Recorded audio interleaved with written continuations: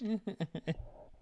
No, just you have the show. Just do the show. Just have the show. You don't need to have a show before the show. You just be the show.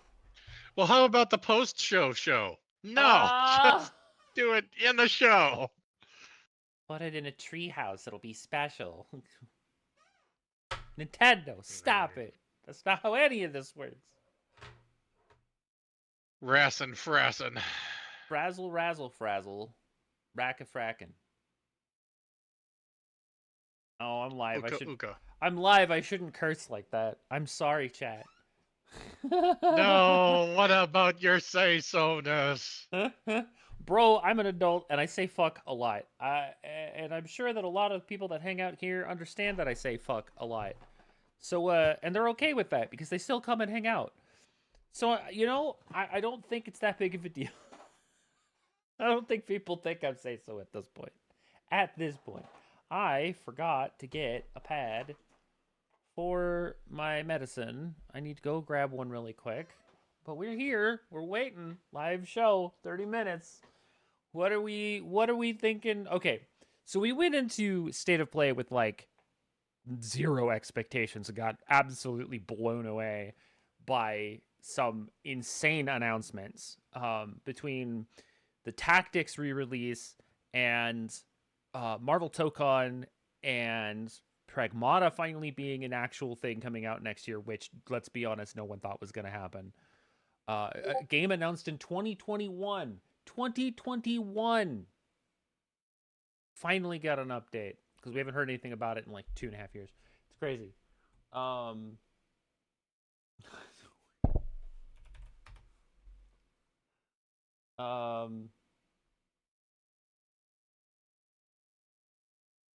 So yeah, obviously this is going to be a pretty big deal.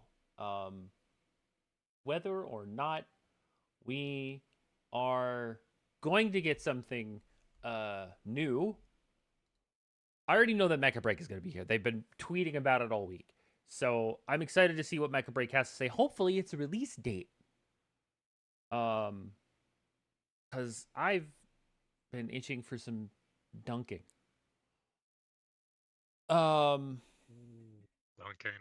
Dunking. Anyway, let me go grab the wait, do I have one over here? Maybe I have. I do. Aha.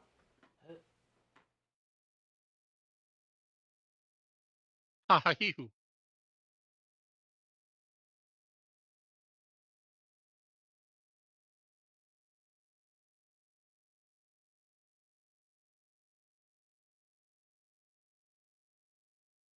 I don't. I'll be right back.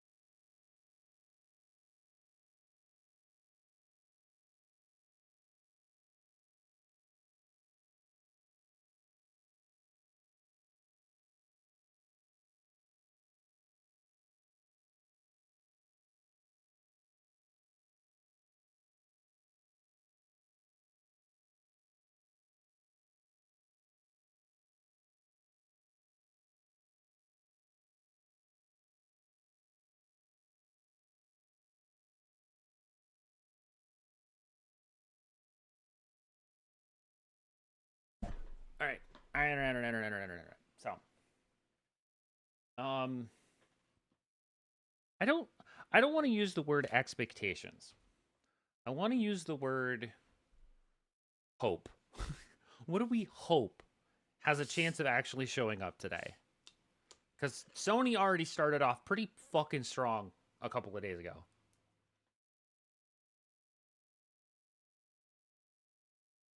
And then, like, to sort of, like, aside that, I suppose,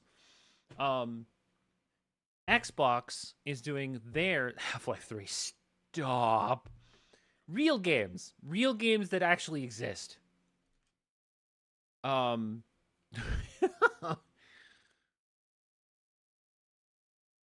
um, what was I gonna say? Uh, is, Xbox is also doing their direct on Sunday. I think it's at like 10 or 11. I'd have to double check. I don't recall. Um, but yeah, they're also doing their own unique direct on Sunday as well. So it should be interesting to see. There's a good chance that some stuff that may not show here may show on Sunday for Xbox. So uh, it's gonna be a busy couple of days. Um, I don't. It's gonna be interesting. I guess is the best way of putting it. Um, to see what they might actually show, because like, man, I just don't know what Jeff's got in store for us today. There's like so much stuff that I've either forgotten about or is like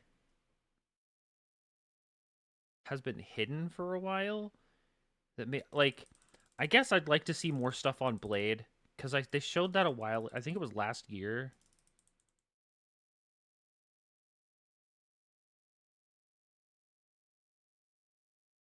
Obviously, there's like the big hopium list, but I don't know, man.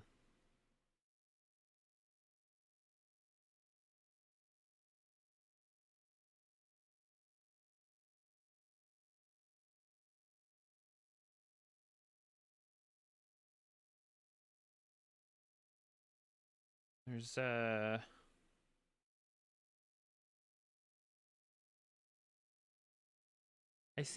I think there's a couple of things that I'm sort of thinking like just on a baseline of uh studios just like in general that haven't like had any sort of anything out there for a while. Like Sega hasn't said anything about anything in a few months other than um like Virtual Fighter stuff. Like Virtual Fighter related stuff. New God of War could be possible.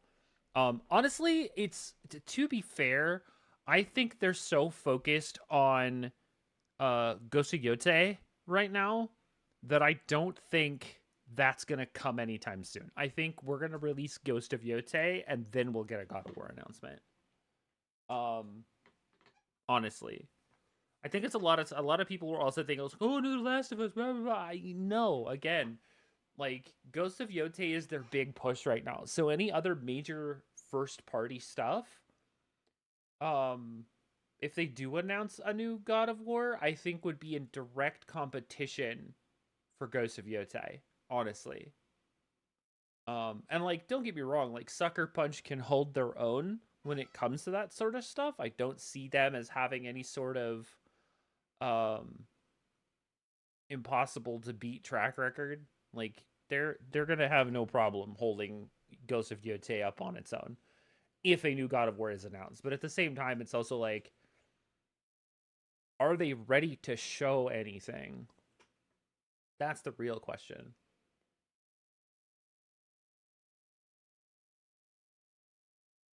Um, I don't know, man. I guess the question is, how much are we gonna see a how not how much how often are we going to see new Switch 2 titles announced today?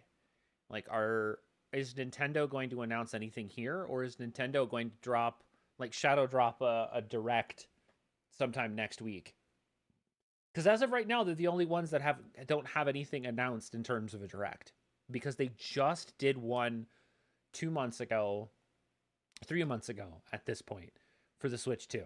So having something new or something ready right now, while possible, is a much lower chance than say Xbox dropping some sort of big fat exclusive on Sunday. Yeah, like I don't know if Nintendo's going to have much, if at all, anything today, just because they typically do their own thing like Sony and Xbox does. So it'll be interesting to see if anything Switch 2 related even shows up tonight. Outside of that, I'm thinking, gosh.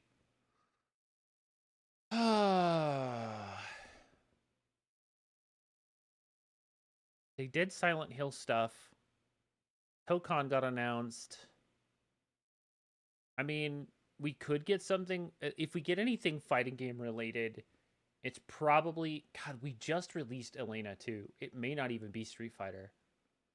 Getting anything Street Fighter related is very very low. If they're gonna do anything new, it'll be at Evo in August. Um, what about other fighting games? MK's pretty much already said they're not doing any more DLC, so we're not getting anything from NetherRealm. So barring a new collection or some kind of like new fighting game IP outside of what Arc Systems did on for Tokon, I don't know if we're going to get anything fighting game related. Like just in general. I don't think we're going to. Oh, you know what? You know what would be nice to see would be an update on that new Naughty Dog game. That cassette space retro action game that they were working on. I can't remember what it was. I can't remember what it's called. But yeah, that one could very well be. We might get an update on that hopefully. Right? When people turn 30, they're sorted into one of these four houses: running, grad school, Japan, and pickleball. Yeah, that's about right. Heretic Prophet. Thank you. Yes. That had such a vibe. Holy shit. It looked nice. It looked nice. I that retro cassette futurism's not what do they call that? What is that? It's retro futurism, right? That's the actual like genre style. It's just retro futurism, I think is what it's called. I could be wrong. I thought it was like cassette something. Like cassette punk or something like that. I don't quite exactly remember the genre name of it, but I dig that style. That is definitely a fucking aesthetic. I think I've heard other people call it NASA punk, but that's very much more related to like heavy armor, space suit, space exploration style stuff. So I don't think that's the case. I think it's considered a subgenre. I think it's considered cassette punk, which is a subgenre of retrofuturism. Um, which dope.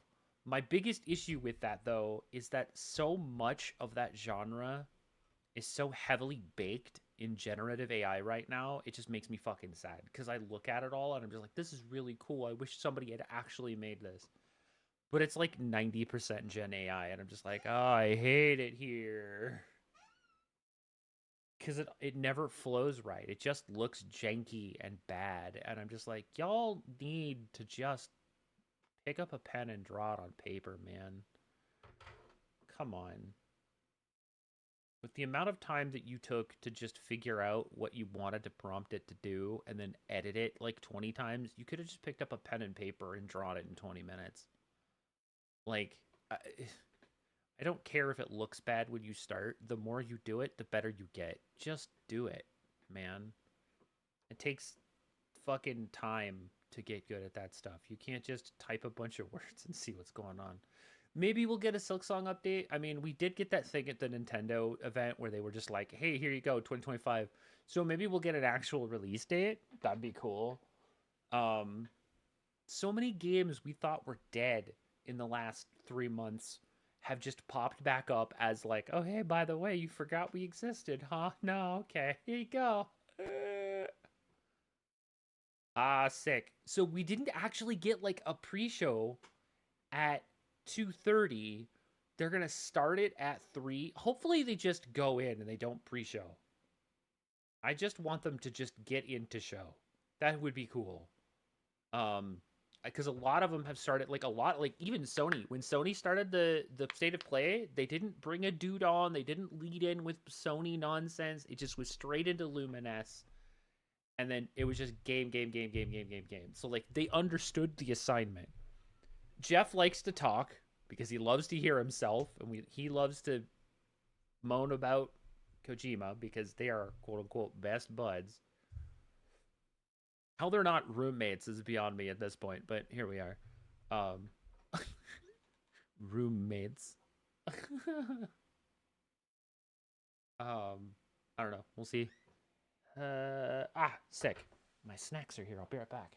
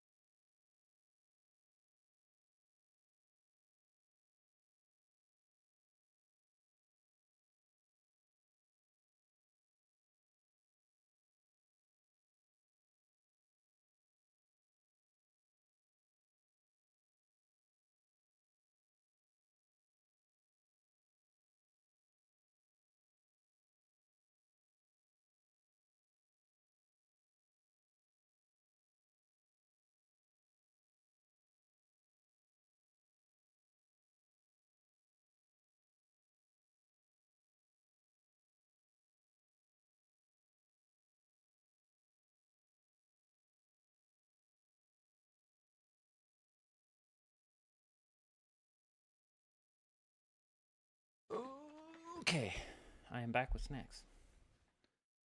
Have 2 small platters of salami with cheese and a Mountain Dew Baja Blast Zero. Because apparently that's a thing you can get now in Zero. So, like, I'm okay with that. Yes. Yes.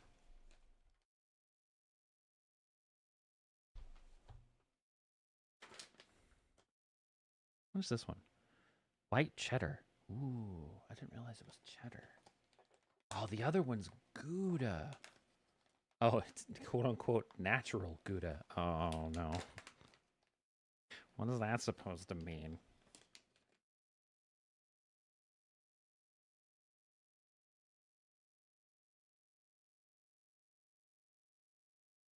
Adult Lunchables with bread crackers.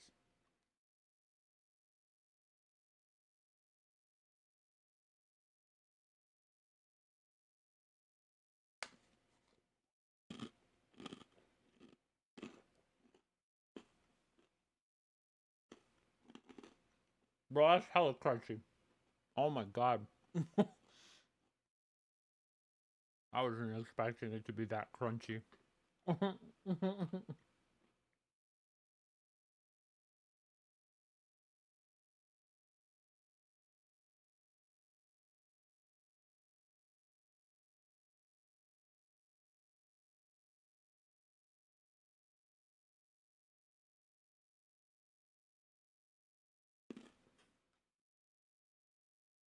Mm.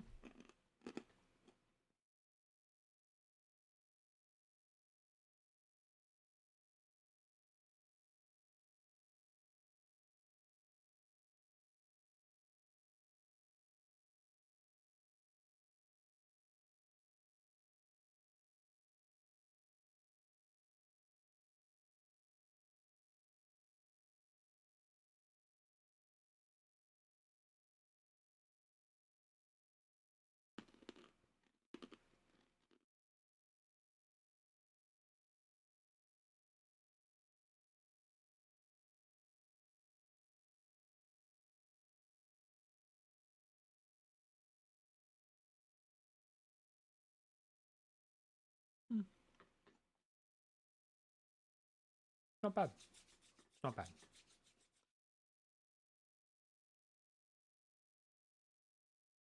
Like I said, a little too crunchy for me.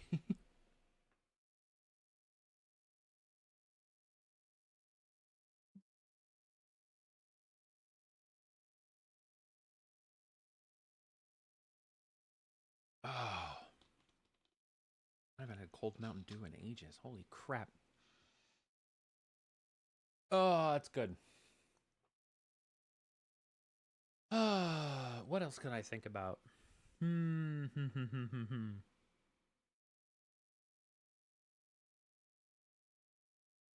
Yeah, I don't know. I think I think the thing that I am most interested in seeing is whether or not there's like a another step in like the resurgence of all of these older games getting like re-releases or like remasters. Like, are they going to announce Chrono Trigger? That's the one thing I want to know because the original director said something and then people like misinterpreted it back at like in like France during like French like major Comic Con in France. Like he said something and somebody interpreted it wrong and then they retracted a tweet and this that and the other and I'm like the Final Fantasy director said something a couple of days ago in a tweet and then they deleted it and then they announced Final Fantasy Tactics Evil East Chronicles during the state of play. So like huff the copium that maybe we're getting a Chrono Trigger remake now, but also, eh, was that also just a misdirect and somebody actually said something incorrect? I mean, at this point, anything could happen. Like, you know, I feel like Capcom's big announcement was yesterday. I don't think Capcom's going to show up, if at all. I wonder what big. Are we going to get like another big AAA JRPG? That could be interesting. Oh, Dragon is Dead came out today. Damn. Oh, and Hollow Idol? Oh, damn. Okay. Right, hold on.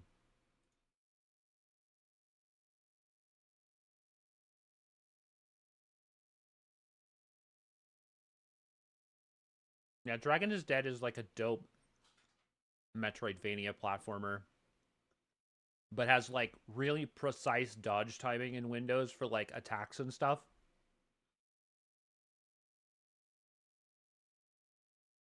Like, it's kind of like a mix between like Dead Cells and Bullet Hell games.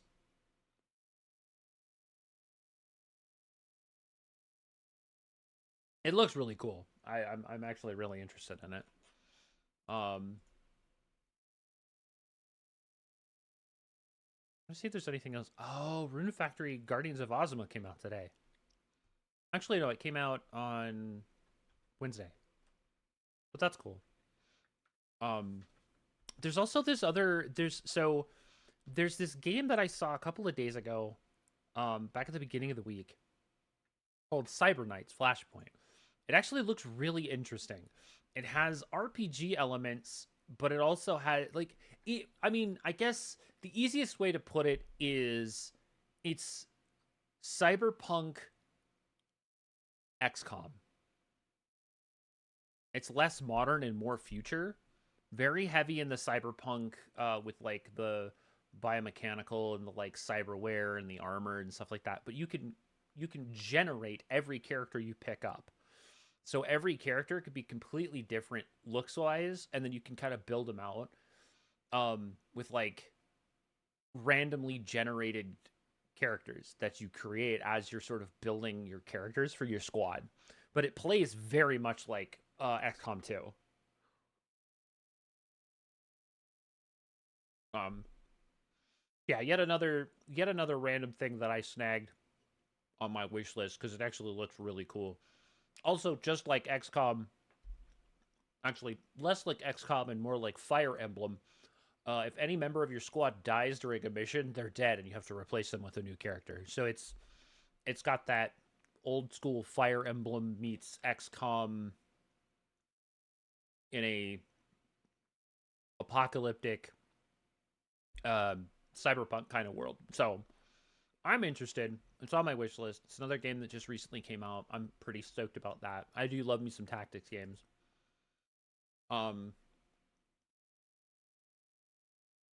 So yeah. God, when was the last time any of us went through a full XCOM run? Foosh, do you remember? It's been a while. I think the last one was Amelia's, right? The big one that he was doing Yeah, recently. Yeah, that was probably last year sometime, if I remember correctly.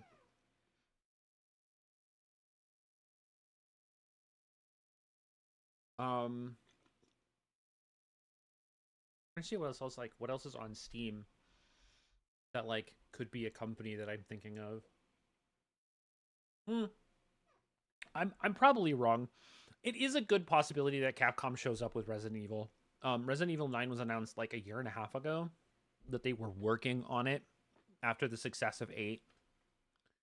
And all the DLC and stuff had been out for a while. So it's entirely possible, since they did announce a new Resident Evil was in the works, it is entirely possible that we could get a Resident Evil 9 teaser at some point. Like soon-ish. If at any point in time we were going to do it, this is definitely the time for it. I'm sure we'll get some sort of Forza thing. We'll probably get something racing related. Some sports, because sports. It's that time of year for the new sports games to be announced. Probably also wrestling. That's just normal. Um,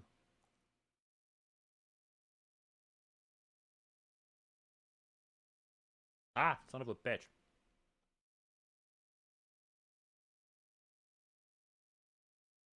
Anyway, get the fuck out of here.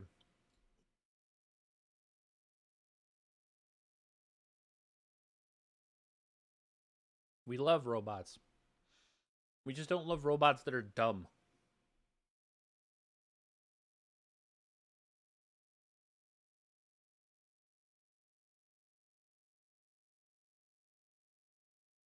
Could we actually hear anything new from Blizzard?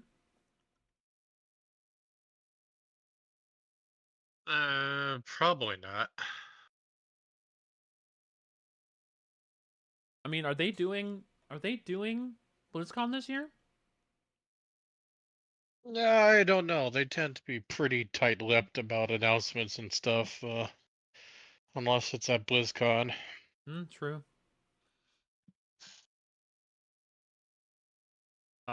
Obviously we'll get like the straight up gotcha games commercials for new releases. ZZZ's 2.0 it came out yesterday, which we will most likely start working on storyline later after the show. And then obviously Wu was coming out. Wuthering Waves has got their newest patch because they just hit Steam recently, and some of their stuff is getting updated very soon as well. Same with Honkai Star Rail. Um, Damn, I don't. I mean, we're about a minute out, so we're about to find out what this show has in store. It's video game Christmas. It's time to see what Geoff has to say, and all of his front end people. I expect big news. Hopefully, it goes out with a big bang. I'm excited to see a lot. Um, Hopefully, no chair spinning today. Because it's a longer show. It does happen to have some things like that, so it can certainly be a thing.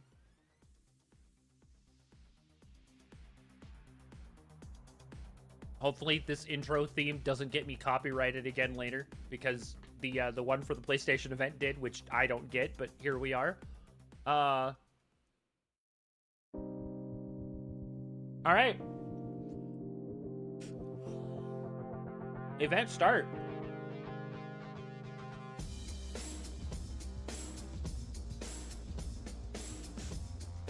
Please welcome to the stage the creator of the Game Awards, Geoff Keighley.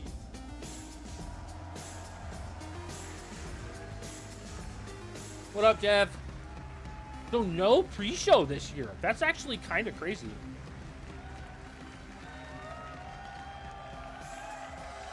I love the energy. Hello, everybody, and welcome to Summer Game Fest, a showcase to celebrate what's new and next in video games. Now, every year, we have the distinct honor of coming together to spotlight the boundless creativity that defines our industry. Thank you all for joining us and giving us your time.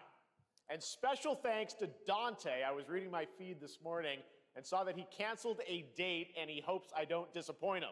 Dante, we're going to do our best to make it worth your while. We have a really fun show ahead. I wonder if that's Over just the a next guy 2 named Dante. hours, we're going to give you a whirlwind tour of dozens of games But I guess from proceed. studios big and small. From Lego bricks to puppets, zombies to Marvel heroes, this show has a little bit of everything. Oh, that's right, including, that, yes, some brand new game announcements.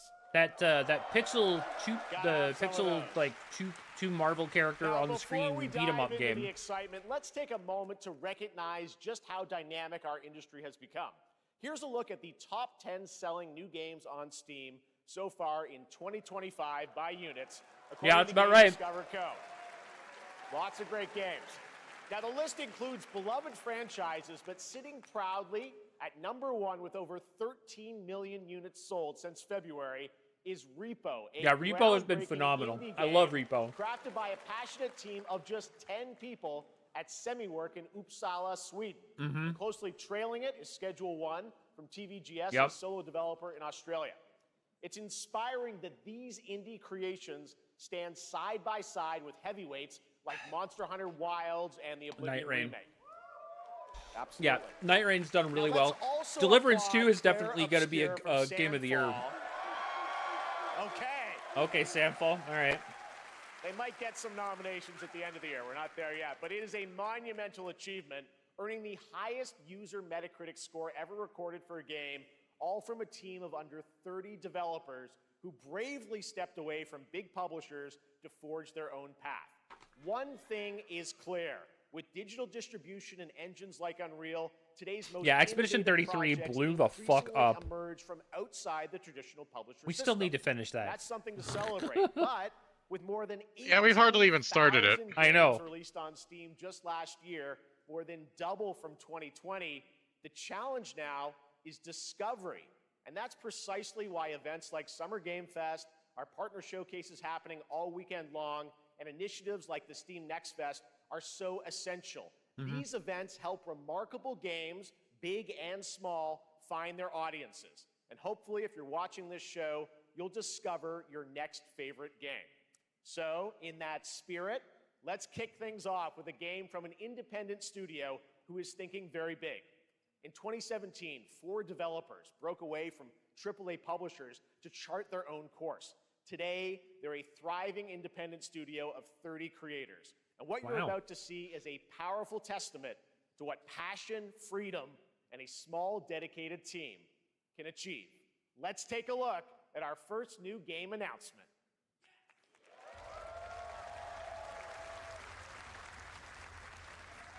Well, it's already a dark-ass game. You think you're the Harbinger. You might be. Oh, God. DMCA right out of the gate. Brother. Or there. Was this Mortal Shell 2? It looks like Mortal Shell. Or is this Blight? No, this is definitely Mortal Shell. Yeah, it's Mortal Shell. Oh, god damn! Oh! Fuck that man's chin in particular. Jesus, that's brutal, yo!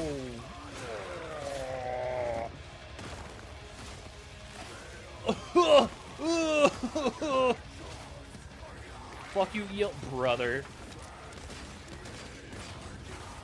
Mortal Shell with guns?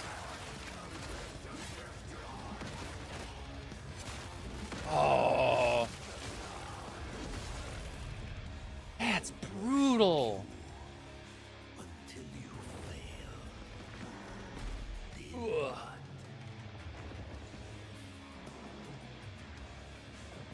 accordion man. You're no god. But neither. Oh, oh, that dude was on him. God damn. Ooh, it's got a Sekiro parry. Yep, I was right. Mortal Shell 2. Nice. Yeah, the first one was dope, but rough.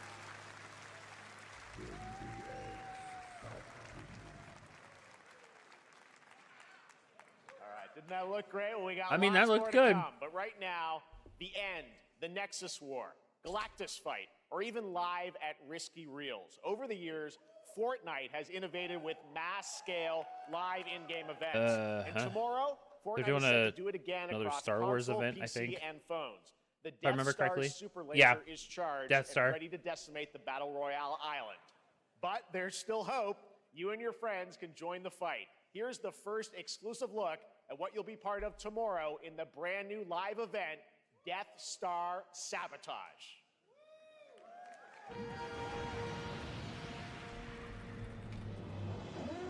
Oh, good Fortnite. Brother. That goofy ass shit in Fortnite, bro. They really let you do in space battles in Fortnite now? Hit him with everything you've got.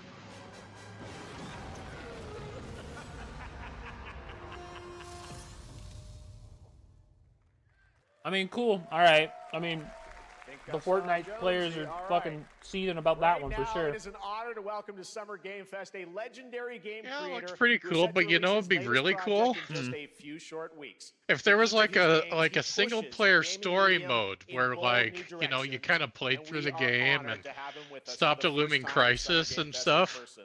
Please, everyone, join me in Ah. welcoming the great Mr. Hideo Kojima. Bro, he brought out Kojima right out of the gate. Unfucking believable. Man. And they were roommates. Aki, great to see you. Mr. Kojima, here we are. The world tour begins at Summer Game Fest. It's great to have you here. We are so excited for DS2. So let me ask you, Mr. Kojima, you've worked for many years on this project. I want to know more What do you about the hope other players project take he was away working on. from DS2 when they play it later this month? But he wanted to finish this before he started working on that other, like, we released the dark horror game that he was working on with, like, everyone. I think it was experienced Jordan that. Peele or something like that.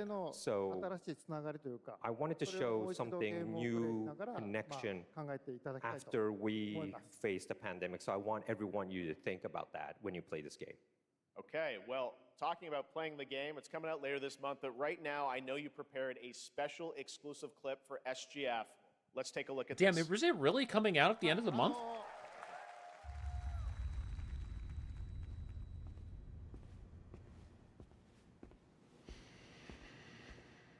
The fact that he actually put Pecora in it is fucking hilarious to me.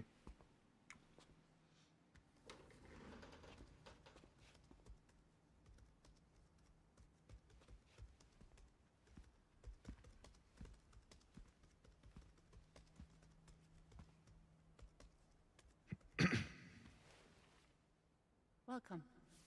Have a seat. Over here, please.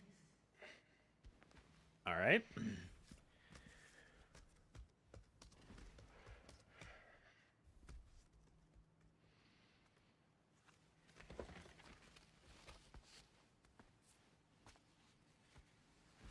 No smoking, please. Also, all right. So you are Neil Varner. Alyssa Young. What do you do? Luca For living. Marinelli, huh? I'm a porter.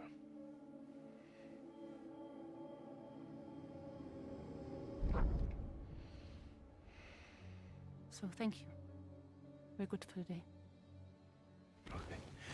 Thanks. Neil.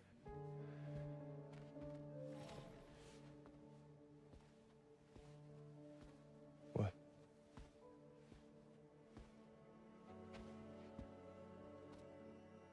So you made it then.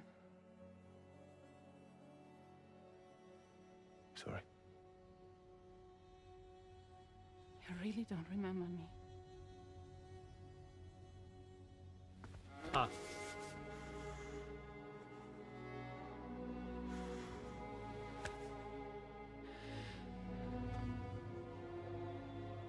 All right.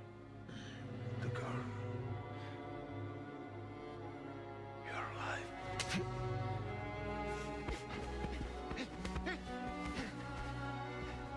Stop. Stop. Stop. Stop.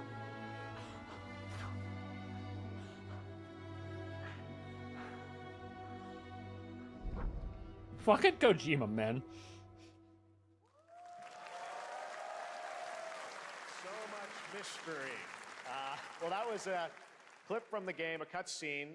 We saw a first glimpse of Neil and Lucy, and we met them in the trailer back at South by Southwest, but we got a little bit more of them here.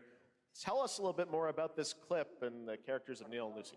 DS2 で非常に重要な In キャラクターです。 It's a very important character. ニールとルーシー。 Neil and で、 Lucy. まあちょっと詳しくは言えませんけ I ど、 can't really say because there'll be spoilers. 手にカニ座の刻印が You 2人ある saw the cancer mark on both of their すごい hands 深いつながりがあって、 So they have これ this が物語に deep 大き connection く関わってきます。 and reveals で前回 throughout the ク story. リフっていう人気キャラクターがい And ま last したけ time ど、 on マツさ DS1, んがやって we have Cliff, で、 who was 物 played 語 by 的には Mats. 彼はもういなく It's- な And っ of たの course, で、 by story, you 2では know, 出せ he ない will not be in で今回 DS2. ニールっていうのが But マ this ツさん time, の代わりというか Neil その will 同 be じような like 役割を担って playing like the role that 登場 Mats します did for DS2 で、 this まあ、ク time. リフすごい人気あったので、 And Cliff was a very まあ popular クリフを超えるようなキャラク But ター I を作ろ think うとして、まあ、ルカさん we に have お to 願い kind し of て like top that 結 The構 character. like So the Luca conceptualization Marini of was a what great actor. Kojima 心に does, 残る演技も It was して great. and then He has did a this great weird performance, so I interlude think of you'll like this whatever new the character fuck Neil. the actual Well, gameplay is Well, the game's for gonna be this out in series of 20 games days, so I'm is not going to give any spoilers. wild to me. That's I know. what I brought today. But there is more to share, and you won't have to wait very long to learn more about the game. Actually, this Sunday, as part of Summer Game Fest, you tune into the DS2 live game premiere, where Hideo will be joined by many members of the cast. He'll be sharing a new demo of the game, live gameplay demo, alongside Elle Fanning and Troy Baker, and I'll be there hosting it. And let's just say this is not the last that you've seen of Neil this weekend, and we'll leave it at that. ニールのゲームプレイシーンっていう Yes, のを出し I'll ます show you ので the gameplay scene of 見 Neil. に来てください。 So hope you enjoy. Will join us Sunday too. Excellent. All right, thank you so much. Hideo Kojima, everyone. Great to see you, Mr. Kojima. Thank you. Huh. All right, and now I'd like to introduce my co-host for Summer Game Fest. She's along for the party, a veteran games journalist on GameSpot and the co-host of the Friends Per Second podcast. Please join me in welcoming the incredible Lucy James.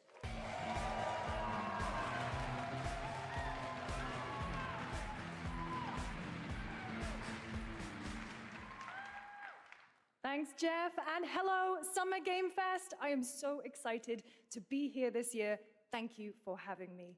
Now, we are honored to reveal an exciting new project from Raw Power Games, a new Oh, team Raw Power, headquartered huh? in Copenhagen, Denmark.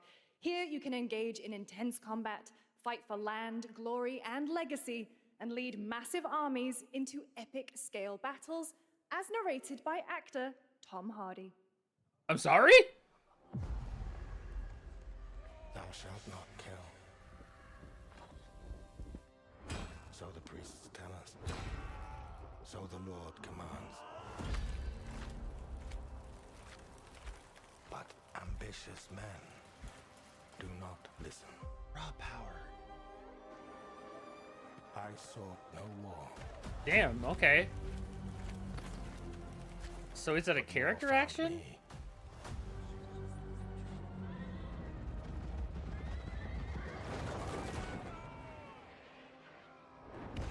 What else has Raw Power done? Like them. I took up the sword. Prayed I could win redemption through my deeds. But His somehow, fault, bitches. once taken, have only one ending.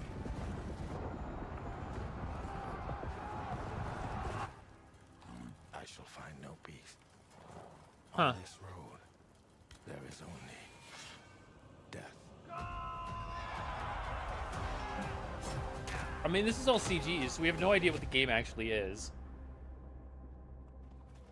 Oh, this is actually in-game. Oh, hello. This is my story. You know what would be dope? Medieval Battlefield. Like Battlefield, like EA's Battlefield, but medieval. Chronicles Medieval. Cool, I mean, they showed us a UI for like 5 seconds and we didn't get any actual gameplay. Boo. Boo. That was a very cool new project in a brutal European medieval world. Now it's time to hang on to the edge of tomorrow. Sonic Racing Cross Worlds is a thrilling new entry. Okay, that's not the edge of tomorrow. Action games within the Sonic It's franchise. just Sonic. Cross Worlds Okay. brings other worlds and I'm sure familiar Sayu's faces happy, to though. Sonic Racing, including surprise guest characters being revealed Sonic. here at SGF for the first time. Sonic! Oh, new guest characters? Alright.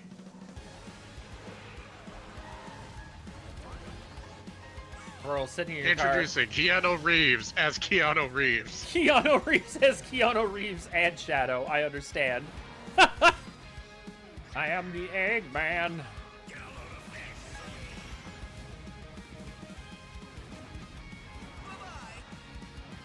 So far, we've seen all of these before. There's that guy. Bird Lady. Birdman. Miku! Oh no! Fucking Miku on a surfboard? Bruh. Yo, Ichiban! Oh no, Ichiban! Joker What have you from done? Persona! What in the wide world of sports is going on here? Oh no, Persona cars!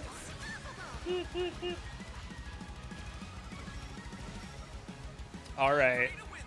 Yeah, those all make sense because those are all, in fact, Sega characters, so it makes sense. Coming in September, but that is not all. We'd like to introduce the man behind the creation of everyone's favorite blue hedgehog, Takashi Iizuka. Oh, I'm sorry? Thank you, Geoff. I'm Yes, honored to be here. this is to talk exactly about what our I latest had in Sonic mind racing game. when I made Sonic the Racing Cross Hedgehog. World is I the wanted to next make a generation racing of the game Sonic that also racing had series, Ichiban Kasuga and developed Joker by from Sonic Persona team 5. and the Sega Arcade Racing team. You can feel brand new experience from the new future travel ring, which you can warp future. in the race. Also, unlike another kart racing game, Oh, this wow. game will have online cross-platform matchmaking. But Mario Kart's only So, on you Nintendo, can race child. against all of your friends across all of the But platforms. cross-platform's pretty dope for that. That's Lastly, cool. I have one more thing I'd like to show everyone here today. One Take more a thing. look inside of the travel ring. Minecraft! Get the fuck out!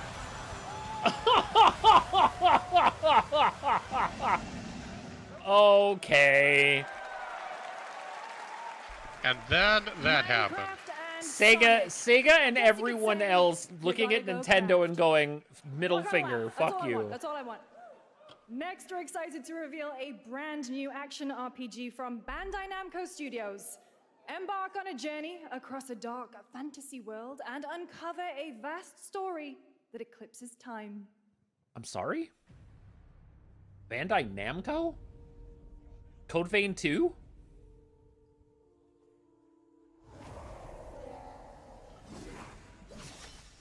I mean, it's Bandai Namco, so it's hella anime, right?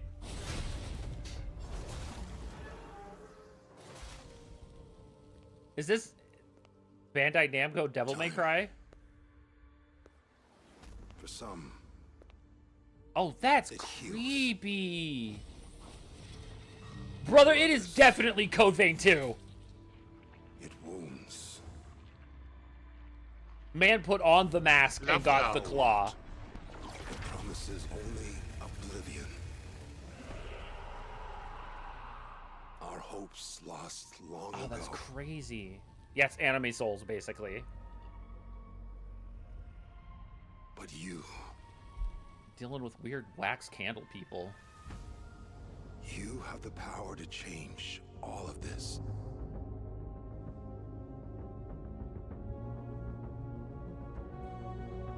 time were a weapon to wield, could you undo the sins of ruin? In this time,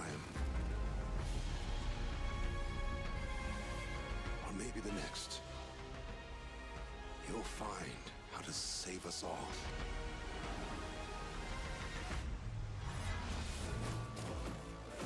Oh, oh wow, it's definitely a lot more Devil May Cry speed than Souls, like the original Code Vein was. Bro's even got a bike now. Yeah, it's Code Vein 2. They may not call it that, but this is basically what this is. Bro, that's... Oh, it is just Code Vein 2. Dope. Called that one. Sometimes you just keep it simple. Yeah, sometimes. Boo. Tomato, tomato, tomato. Boo. We don't care about you, Epic. You're a bunch of shitters. Man, what owns Epic a couple of days ago was all like, yeah, we think Gen AI can make an entire game just like Breath of the Wild. Only AI. No people. Just AI. I'm like... Die.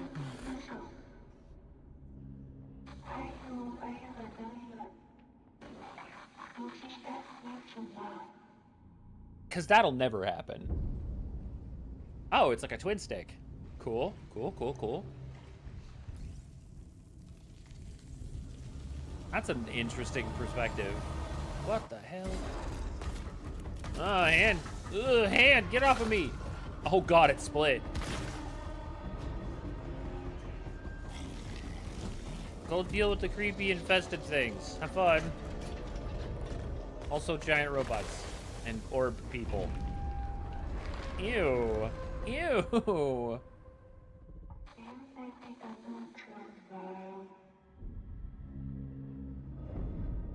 End of Abyss.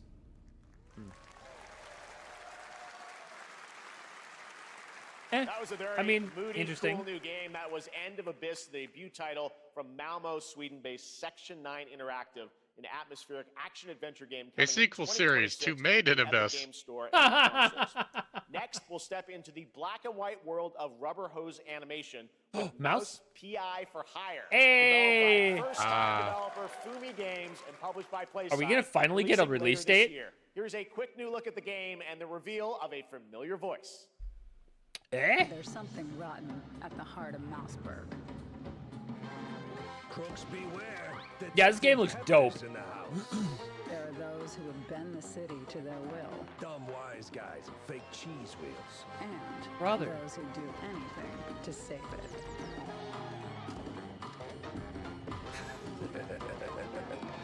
They won't even know what hit them. Troy Baker is the name. Okay.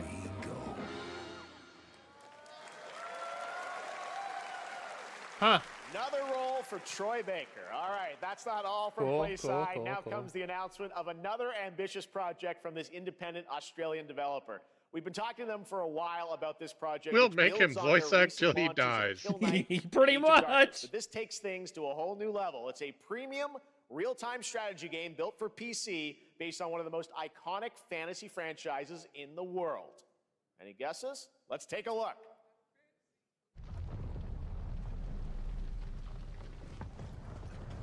Lord of the Rings? Oh, Nope. it's Game of Thrones. Fuck me. Okay. Yep, that's Jon Snow. You may think you know how the game is played. But this is not the game you know. Peter Dinklage, Peter Dinklage, Peter Dinklage.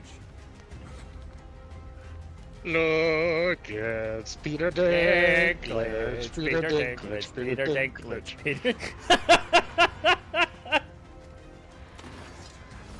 Yeah, same. The only game I've actually spent any money on that I have on Epic is a game called. This God, I can't remember it now. legacy. Fuck. It's got this really dope 80s cartoon aesthetic, and it's a roguelike first-person hack and slash. It's a dope-ass game, but nobody fucking played it because it was locked to Epic for 6 months, and when they finally released it on Steam, it just had no players, which really fucking pisses me off because it's a dope aesthetic, and I think it plays really well.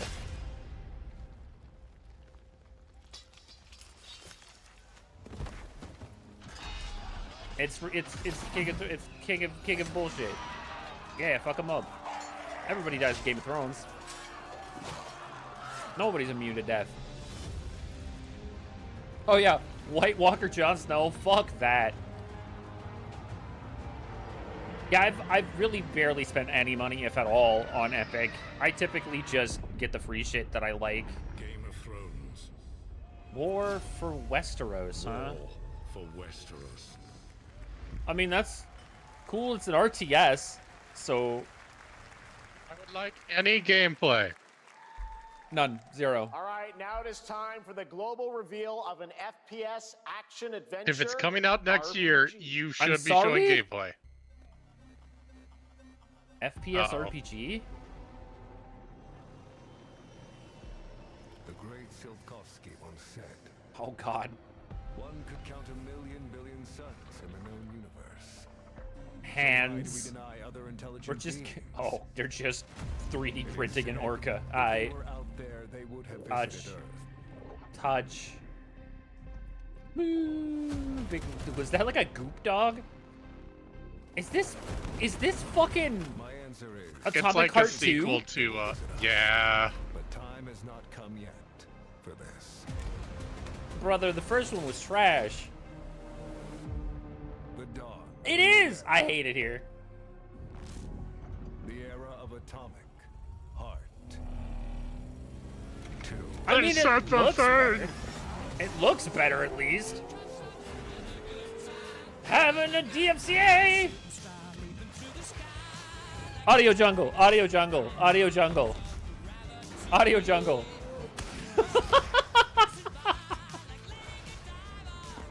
I mean, I guess it looks good. It looks a lot cleaner than the first one was. Oh, wow, okay. That was actually kind of dope.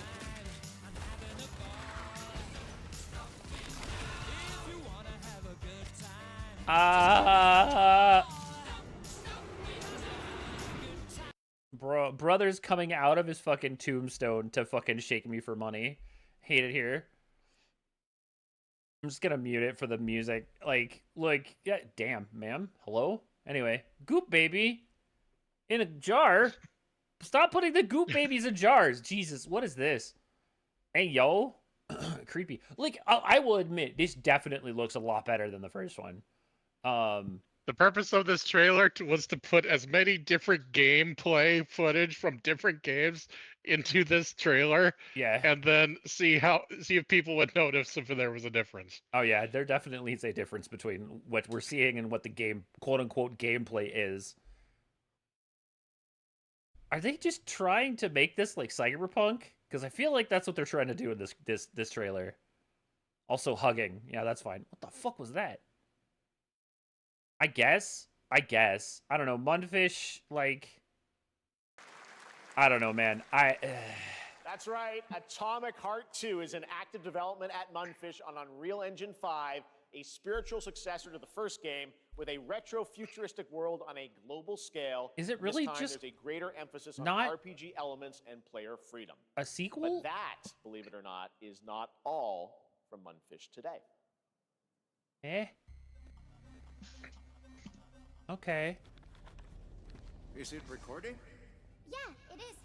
It's in the sky, a giant cube. Cube? Brother, it's just a giant rotating Rubik's Cube with biomes. Excuse you? When it showed up, I was in the lab. I didn't even see it. You know? I felt that same fear, though. A terrible sense of my own powerlessness. From a cube. Okay. Oh, is this the announcement of their battle royale? Okay. Or Or no. We're kind of out of the era of everything being a BR. It's an extraction shooter. It's an atomic heart extraction shooter. With, like, a bunch of PvE in it. Maybe I'm wrong. I don't know. It definitely looks like it could be like, oh, well, that dude had a name over his head, so it's definitely something. Brother. Stop. Do not fist the androids. God, hello? Just don't say the words. Don't. It's called the Cube, Atomic Universe. A cube. Baby fruit. Cute little guy. I am Cube fruit. Is yet another new project from Munfish, an MMORPG shooter set in the Atomic Universe on a massive levitating cube. You can see there. I'm where the sorry? edges are constantly rotating to create gameplay combinations that are ever evolving. But it's an MMO? All right, let's jump into the Marvel Cosmic Invasion. There's Cosmic universe. Invasion. Okay. The new retro beat-em-up coming to PC This was and what everyone console thought this we were going to holiday get at the end of with the other multiplayer one. fun for up to 4 players. You can pick between 15 Marvel Behold characters the to play, majesty but so far, of Mullet Nova. been revealed. Mullet Well, Nova. Now it's time to meet the next two. Oh, we got 2 new character reveal. All right. Am I actually going to want to play this? Hey, Rocket, let's go! She-Hulk? Hey, yo! All right, Rocket looks dope. So many guns! I like that the Sentinels are the same size as She-Hulk. Okay.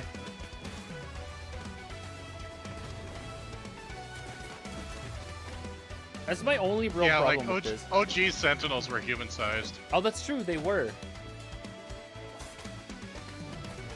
Oh!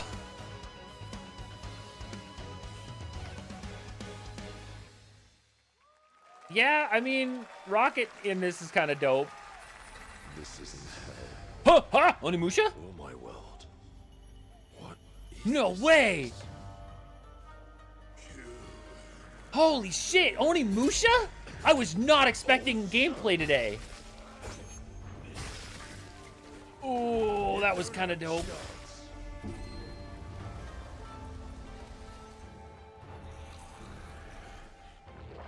You can warp.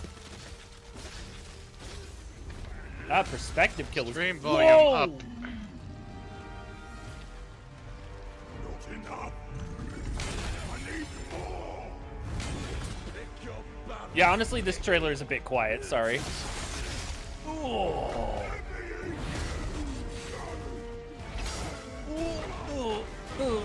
Ouch. Ouch. Yes.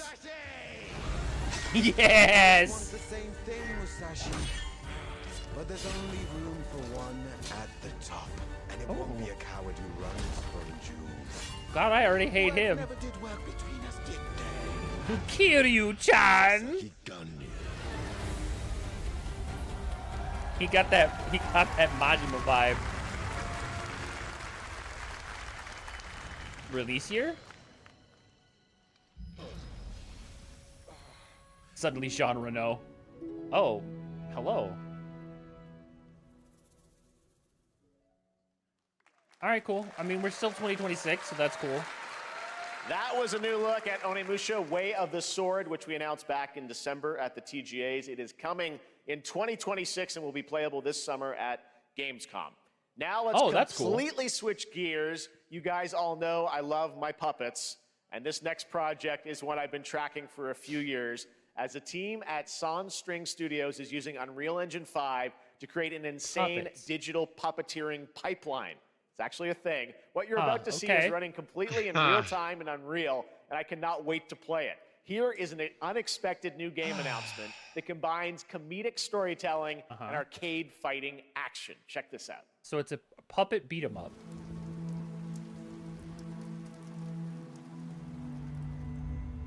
Fuzzy, the tournament of a million punches, you'll get yourself killed! Okay. Hooray you little sick of fuzzy shit. Yeah, if anybody had this on their bingo card, you're lying. You absolutely are lying. If you're gonna be champ, we gotta transform you. Why are you even here? Don't waste my time. All right. I'm interested. Save us, Fuzzy. Or we'll Save us. die. Or we'll die. Or we'll die. Oh, brother. Atta boy. Atta boy. Okay. Eat bread, crap, burnt toast, carb load. This mate ain't gonna beat itself. I've been taking dumps in there all day.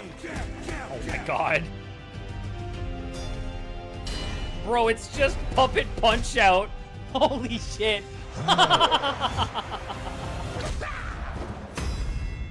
Feel that boxing. It's literally just Punch Out, but puppets.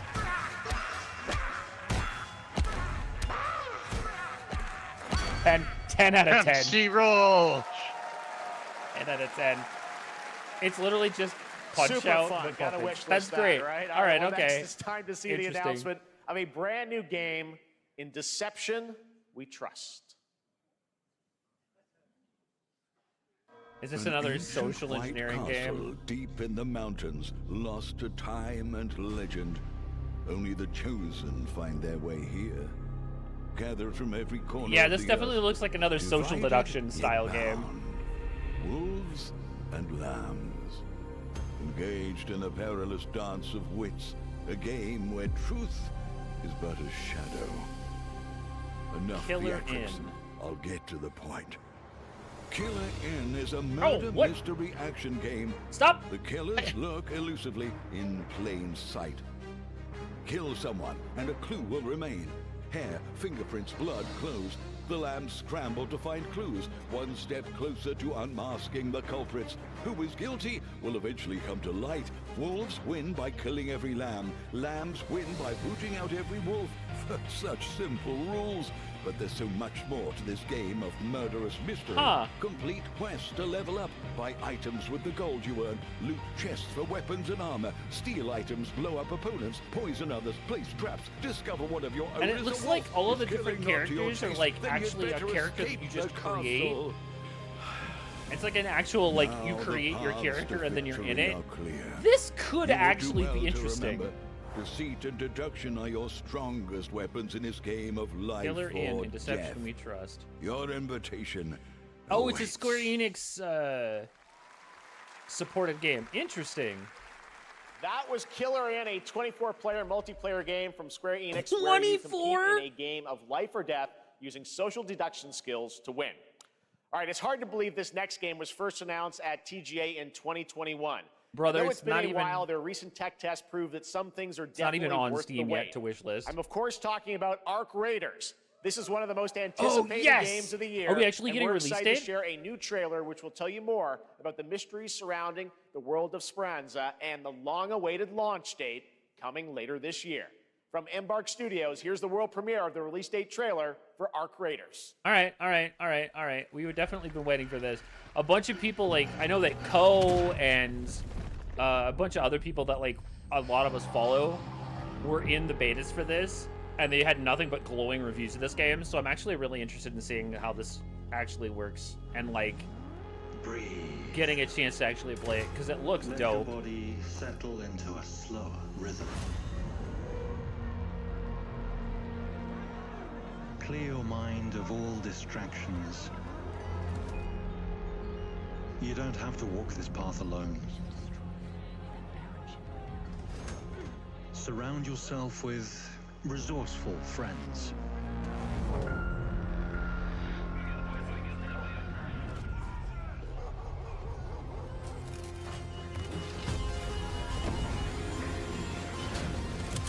Here, you are in control.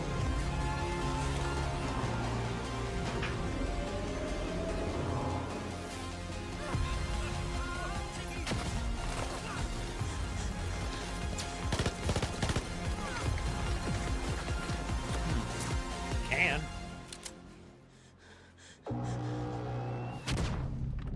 Cool.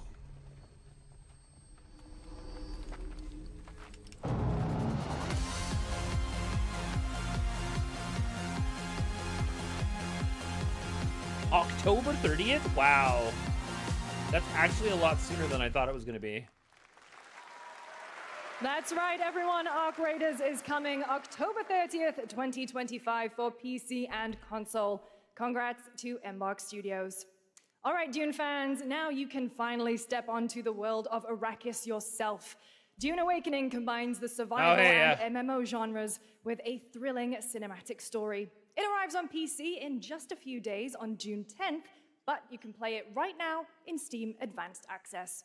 Here is a brand new look.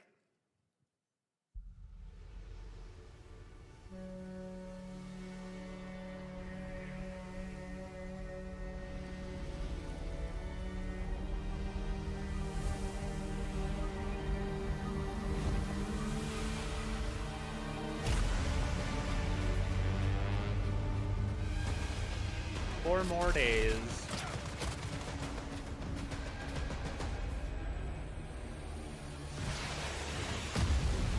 Oh, God.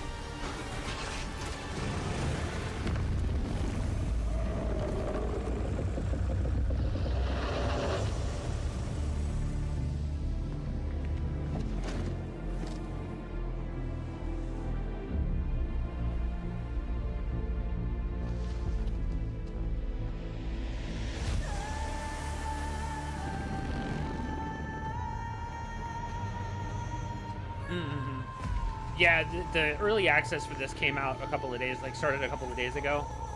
The official launch is the 10th. Myself, Fushokami, a couple of Fush's friends are all gonna be playing this for sure once this comes out in a couple of days. We've already got it set and all, free everything. We're just waiting for the 10th.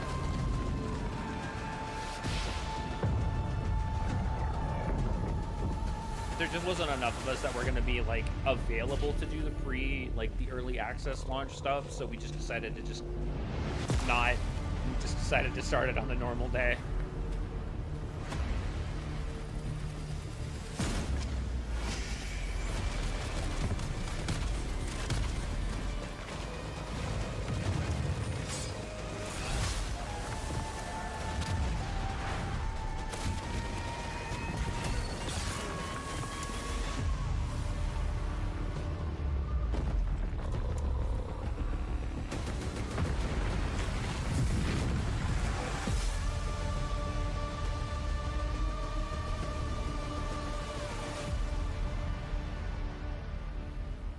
Yeah, I'm pretty excited for this, so. Pre-release footage, gameplay subject to change. Consumed by the void. Oh no, the void. The void. Oh, it's fucking Destiny. Oh, okay. Try as I might to further advance. This has to be Destiny. It's all for naught. Maybe it's not, I don't know. Certainly had that pre-player. Okay, it's not. It's fantasy. Hello?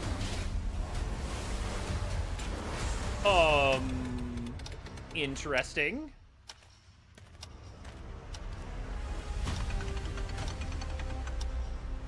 Some say time stops for no one. All right, Sword and Shield. You have my interest.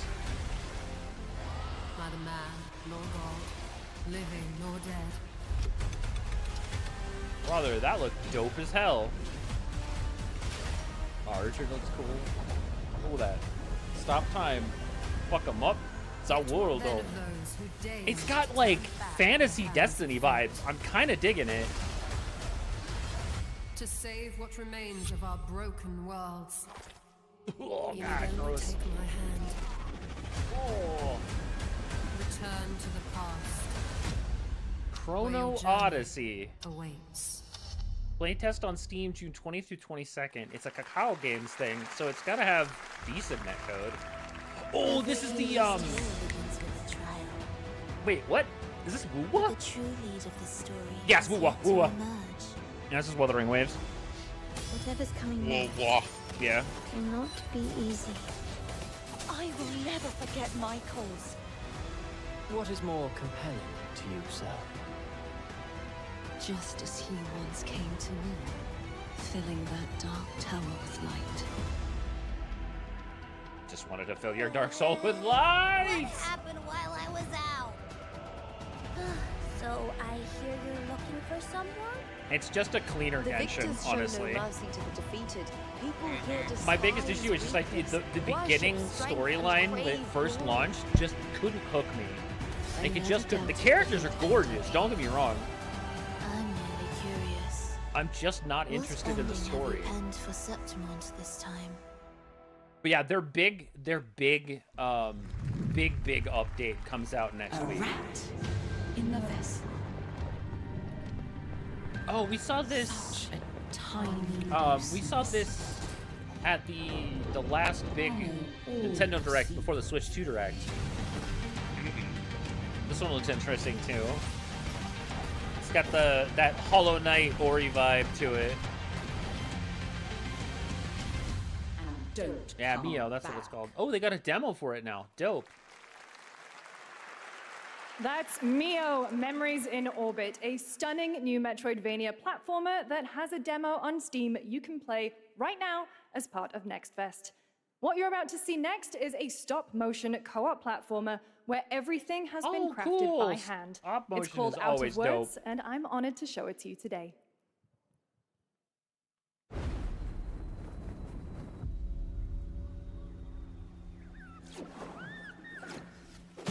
Ugh.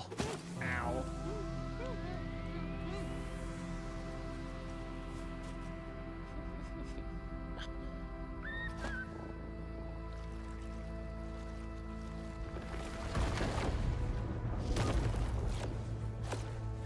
Oh, it's got that VVVVV vibe.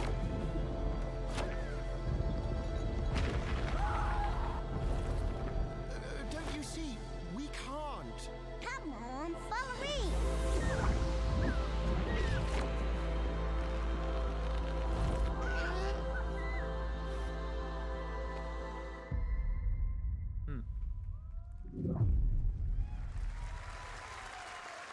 Let's wait the 6 months for it to come out on What a Steam. really unique and different game. This August signals the release of Mafia: The Old Country, the next Oh, entry in the shit. acclaimed Mafia franchise from the team at Hangar 13. It's a gritty mob story set in the brutal underworld of 1900 Sicily. Here is the Summer Game Fest trailer. The one guy who's like, Mafia! From someone close. An enemy can't hurt you like a friend. Hangar Who are 13, you? huh? Sono Enzo. I work here. My friends, my family, my beautiful daughter, Isabella. Don Torrisi looks out for people around here. Sometimes the client is feeling less than cooperative and we need to, Teach them all this. remind right. them of their obligations. This is between us and Spadaro. Where I come from, commitment means everything. If this is how he wants it, this is how it'll be. The Dons noticed you, Enzo. This is an opportunity. Do you wish to commit to this family? Enzo! We can't let them get away! When Isabella became involved, it became our business. Piggy puttana! This family, loyalty is everything. We Like- do not always get to choose what we do. We can choose who we are. This definitely looks like a much more involved version of the Mafia And games. who are you? So Enzo. that's cool. That is cool. And if you thought that guy was a stud, just wait till you see this next game. LEGO Voyages captures the creative, hands-on spirit Stud. of classic LEGO play and will also support a Friends Pass, just like Split Fiction. Here's the first ever look. So it's a Lego co-op. Oh, it's Annapurna. Okay. Interesting. 2-player co-op with Friends Pass. Little block buddy.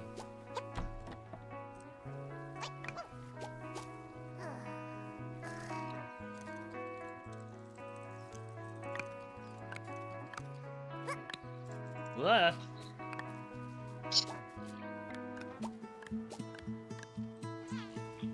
That's a cool little concept. You do it all with Lego bricks. Hook.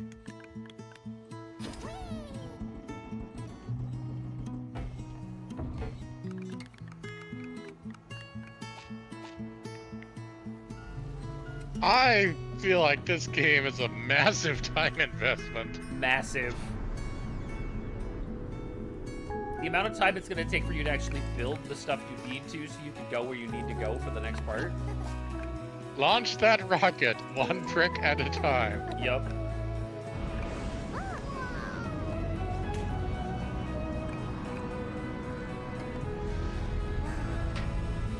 Son of a bitch.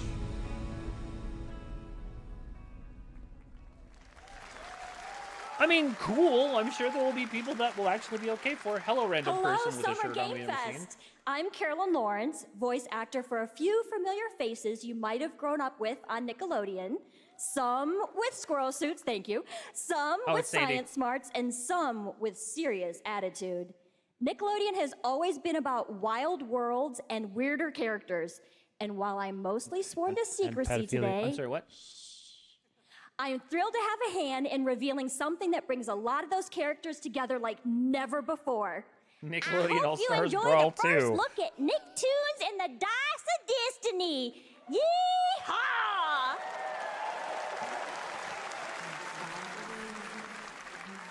That's a lot of D20s, y'all. Great evil would emerge. However, a brave and wise and powerful and ridiculously handsome wizard would call upon his magic powers to summon the most ferocious, most awesome, most totally radical team of adventurers the land had ever seen.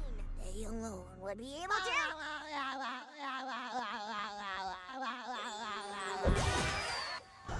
God damn it, SpongeBob.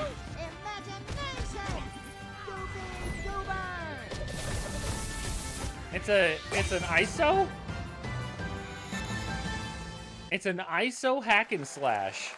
Interesting. It's been almost 2 years since players first stepped into the role of Geppetto's puppet to save the city of Krat from disease and puppet I'm sorry, frenzy. Lies of P? Overture is a DLC expansion to Lies of P that transports players back in time with new characters, environments, and of course, imposing enemies and bosses. Here's the exclusive new look. The Lies of P DLC. Interesting. Well, that's more gift subs for Max.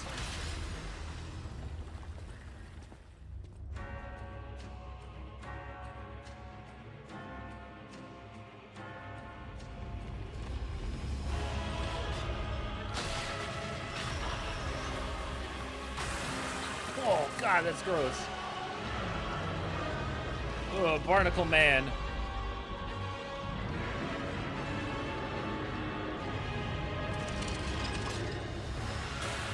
But now he has a gun.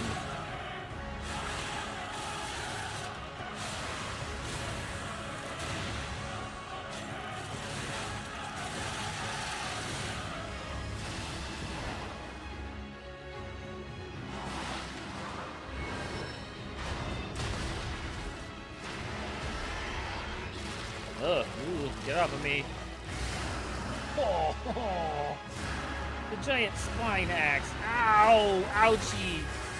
Oh God, why does he keep getting eaten by everything? Oh no, oh.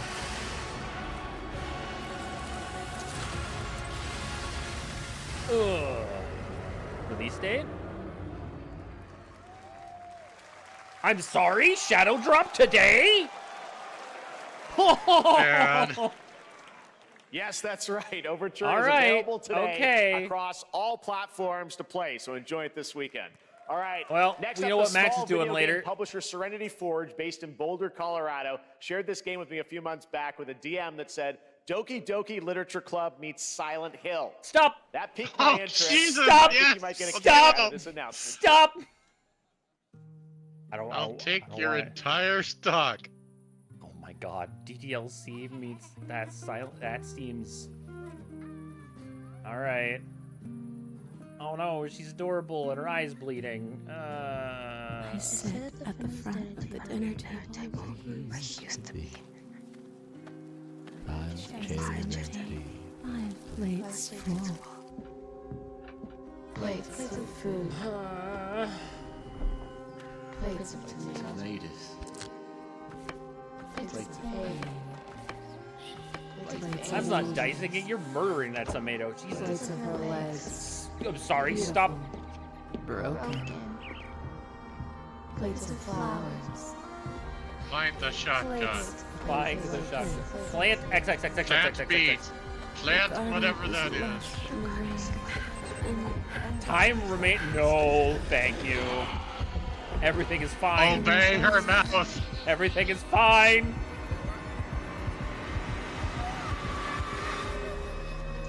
Fractured blooms. All right. I mean, sure. There's a hunger that feeds and blooms, and I will feed, and I will bloom.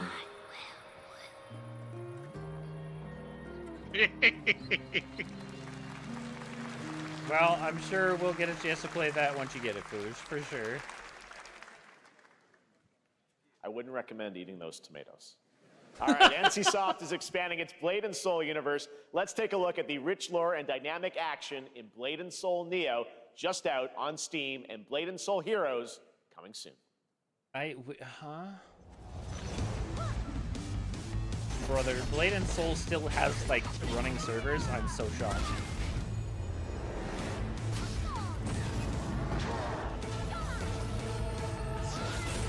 The lag in this game sometimes is just unfortunate.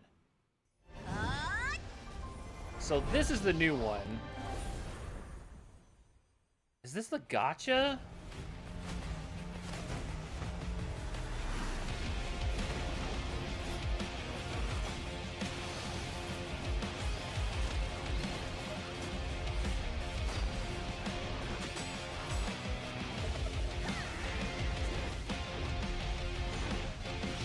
Eh? Blade and Soul Heroes. I don't know if that... Yeah, it's definitely... Oh, there's the... I was wondering when she would show up. Fuck them tigers in particular. Yeah, I'm pretty sure that's actually a gacha, so... I don't know. Cause... oh, this is the, This is the DNF gacha.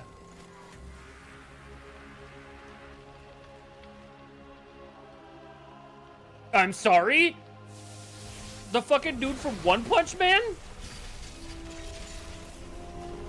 Saitama will be the only character you play. There he is. There he is. Saitama. Son of a bitch. Ain't no way.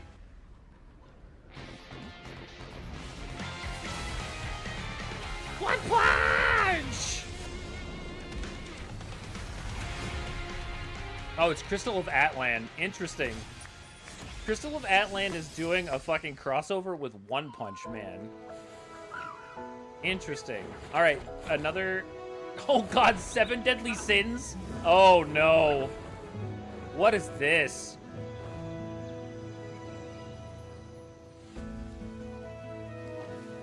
Interesting. Is this a standalone game? Like just like an action-adventure RPG thing with the 7 Deadly Sins characters? Because that would be okay. Like in the vein of that, the One Piece game. Was it, One Piece Odyssey? Yeah, sort of, but there's some shenaniganry going on. Fair. Yeah, I had no idea about this, so... Interesting. Oh god, that's a crazy looking manticore.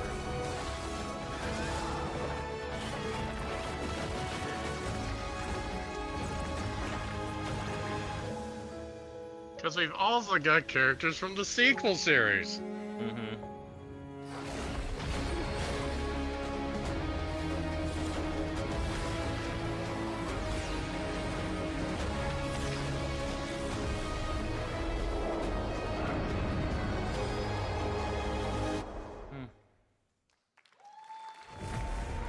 Oh, hey, Witcher. What the hell is with those weird reel 5.6 Predator games? today. State of Unreal Fest Orlando. This is a technological showcase set in the world of The Witcher 4. Human Creator is now fully integrated into Unreal Engine.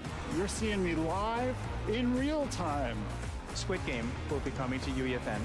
It started with an epic mega grant, and it's now a serious contender for Game of the Year. It really is. Mongolstar Dive will be exclusively on the Epic Game Store. Boo. Don't put your games exclusively on Epic, bro. No one will play it. We find a way. Bro, Ants 2.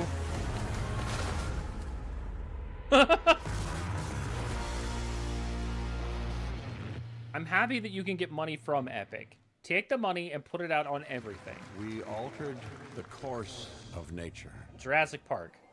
Unleashed genetic power across continents. That is actually Jeff Goldblum. Now it is up to us to nurture what we have set free. So it's like Zoo Tycoon, but like Jurassic Park. This chaos. And we already have this. Yes? Well, to help life find a way. Find a way. Oh, good. I'm glad he said it. Jurassic World Evolution 3. So now you know we have 2 other games with this, and now we have the 3rd one. Those of you who still play 1 and 2, I'm happy you've got a 3rd one finally. Coming October 21st. Cool. All right. Hi, I'm Celia from Yacht Club Games. Hi. Well, 10 years I'm gonna ago, have to we head broke out. new ground Okie with our first game, dokie. Have Shovel a Knight. good day. Have fun playing the Today, board games I'm and thrilled to tabletop share stuff. a world premiere look at our next Yup, IP, take Mina care. the Hollower. Bye. Mina continues our traditions of refining retro gameplay for a new generation. It's a bone-chilling adventure that it blends intense combat, free roaming What else has Yacht exploration, Club done? and precise platforming. As Mina, a whip-wielding hollower, you'll burrow through danger and unravel the mysteries of a cursed island. A decade ago, we unearthed a groundbreaking legend. This year, we're bringing our next bona fide classic.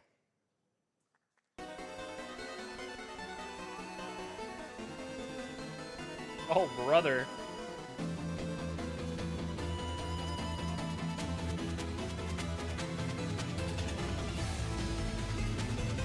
Oh, these are the, Yacht Club is the, Shovel Knight team. Yeah. I mean, the OG Legend of Zelda vibes this is giving is pretty dope. God damn.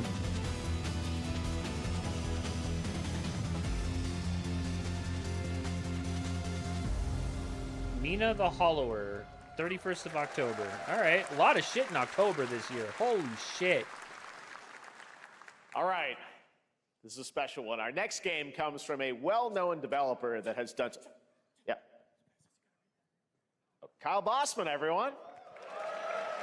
Final Bossman. All right, well... Okay. Let's see what this says. Oh. Hey, Jeffy. If you're reading this, it means 3 things. Number 1, you're killing it at the fest with your oodles of totally natural charisma. Debatable. B, I'm at your house playing long darts with the fam. And 3, you're going to do me a solid and skip that Silk Song trailer so you can pimp my revolutionary VR gaming venture that will shock the industry probably. A wet one on the lips, comma, Wade. Dead? Deadpool? All right, let's take a look. What? I'm sorry? A Deadpool game? Trailer. Hell yeah. Oh my god. Crafted with cuddles by the Merc with a MetaQuest. Kick back and bask. First of all, VR, I hate it. First quintuple A tropical farming sim experience. Also DMCA. Oh, hi, new friend. Can't tell. Escape the turd burger of late-stage capitalism and enter a world of VR magic and wonder. You'll care for exotic pets, the elderly, and dysfunctional. The fact that it's to the beat is hilarious. Oh, hi. Don't worry. He's a fascist. He deserves this big time. Don't worry, he's a fascist. Total dick. What the hell? Is that... Who is that voice? I wiped my ass on this first. You're welcome. Brother. Who got the lobotomy with fries? Because that's not... All your dreams of being inside me come true in VR. Why is it... Oh my god, Omega Red? Spider-Man gets Insomniac, and I get this shit? I'm yeah, craving right. Korean barbecue now. Is that weird? Whoa! Cool, but also, It's not Ryan. No, I know that. Patrick Harris is Deadpool. Oh, it's Neil Patrick Harris? Oh my god. We announced Dying Light the Beast, the culmination All right, of a that is decade of kinda cool. Techland's experience building survival horror games. Kyle Crane is back as the player character in this title that blends open world and action survival horror. Let's take a look at the latest trailer with some big news, the release date. Hey, release date for a new Dying Light game. Yay, I'm happy for all you people who like this game series. More zombie dick shit. It's just... What can you tell me? I think Dying Light for me was just never really a franchise I got into personally, because I'm just not into it, so... But also, I think a lot of it was that Dying Light came out around the same time as, like, a lot of other stuff, and it was just saturated with, like, all the zombie games at the time, so it was, like, it never really did it for me. Also, parkour running simulator. Like, don't get me wrong, the games look great, and they have a really interesting, like, set of mechanics, but so many other games at the time that just held my interest more than this. During the big zombie game craze, which is kind of like, I'm out.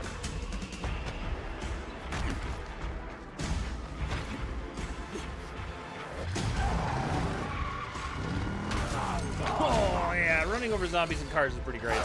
Can't never say no to that. His walls are, or how big his arm That dropkick was dope. That fucker will pay for what he did to me. All the years he took from me, all the agony he put me through. You want revenge? I mean, there always kind of have been. Since, like, 2017, 2018, it's always been a thing. Big budget zombie games, man. Cool. Dying Light, Dead Island, Dead Rising. August 22nd, that's cool. E&F is an old chemical factory south of the city. The Baron's men operate out of there. Then I'll go there. Actual... And fucking kill him. More today after this ends. There's the big news. Dying Light the Beast is coming on August 22nd, Gamescom week. All right. This next game draws inspiration from classic coming-of-age films to capture the highs and lows of adolescence. The bonds of friendship and the nostalgia of No, that one already up. came out. I thought there was like... Mixtape comes from Beethoven Yeah, and Mixtape. Dinosaur and Annapurna Interactive. And this is your exclusive new look at this game that plays like a love letter to teenage memories. What are we doing? Hanging out, getting buzzed. I've got to get out of this place.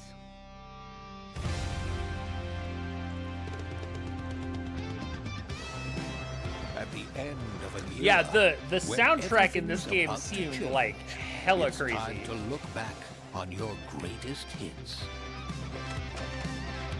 Like this, the soundtrack in this game apparently was like big 80s, 90s inspired. One moment. It's the pigs, darling. Shit. It's the pigs. DMCA, Audio Jungle, Audio Jungle, Audio Jungle, like Audio Jungle. no other. Beethoven and Dinosaur invites you to relive the teenage riot. To Like spend one last night together the soundtrack in this before game is like school's out borderlining on forever. how dope the original Guardians of the Galaxy And with the soundtrack was. this good, Yeah, there you it's go. gonna be There you go. one hell of a night. Roxy, Silverchair, Lush, And the Cure. The Cure, I love the Cure. Stan Bush, like crazy soundtrack. Experience it for yourself. Big DMCA, big DMCA. Nothing but the hits.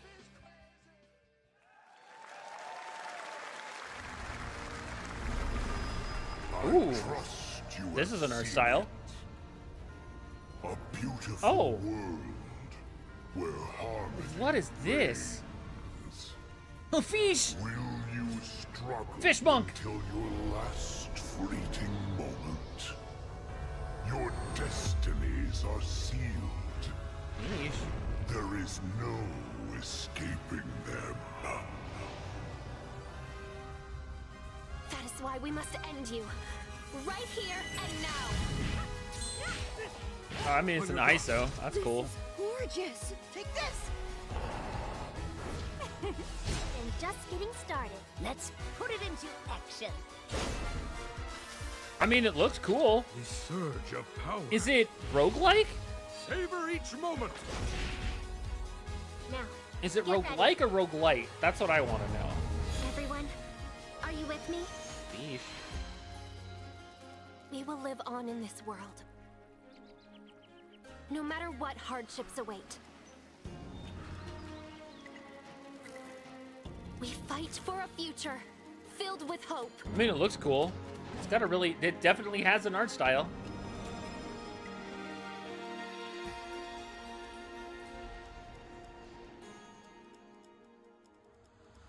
Toa and the Guardians Toa of and the Sacred Guardians Tree. of the Sacred Tree. September 19th. It definitely is a Bandai Namco game. Beautiful Okay. game. That was the global announcement of Toa, a new roguelike from Bandai Namco and developed it's a roguelike. Brownies, a Okay. game drawing from classic Japanese art with a whimsical spin on Eastern mysticism. Next, we want to introduce you to a game made by a first-time solo developer in Bandung, Indonesia. With the help of 9 of his friends, he's built an intense action beat-em-up with brutal hand-to-hand combat set in his hometown. This is Axe of Blood. Okay. That's just a name. Okay. They left me with nothing. No justice. No peace. Just names on the wall. The hunt isn't over. Not until I kill them all. It's definitely got that Raid Sifu vibe going for it.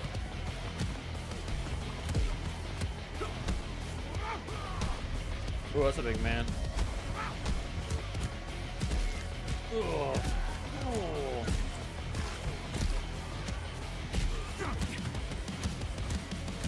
3D beat 'em ups are always cool. I'm always down. Especially when it's got that action theater raid vibe going for it. That's pretty dope.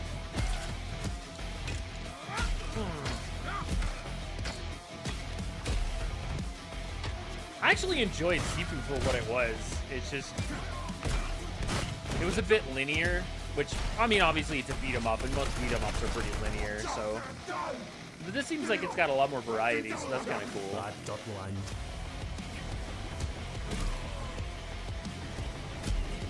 And it's Indonesia, so like that's a thing that you don't see a ton of people making games out of that part of the world. Ooh, oh. Oh, Acts of Blood, not Axe, A-X-E. I mean, cool. Amazing that what looks these good. solo devs can do today. Now it is time for the reveal of the next game from Montreal-based Tribute Games, the makers of TMNT Shredder's Revenge and Marvel Cosmic Invasion, which you saw a little bit earlier. If you're like me, you've been waiting for more than a decade for this reveal. Eh?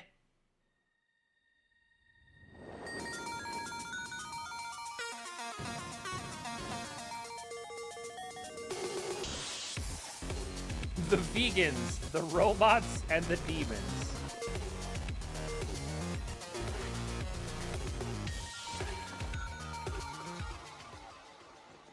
Bro, it's a new Scott Pilgrim game? Get out.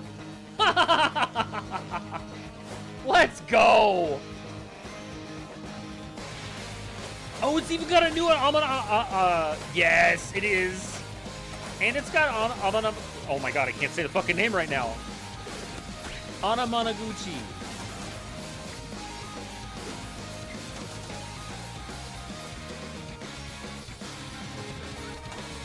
Dope. Dope. Brian Lee O'Malley. Yup. Good. Yup. Anamanaguchi. Let's go.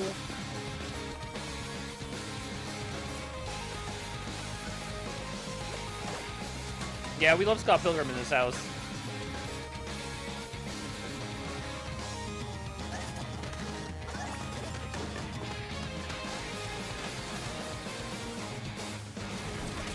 Scott Pilgrim EX 2026.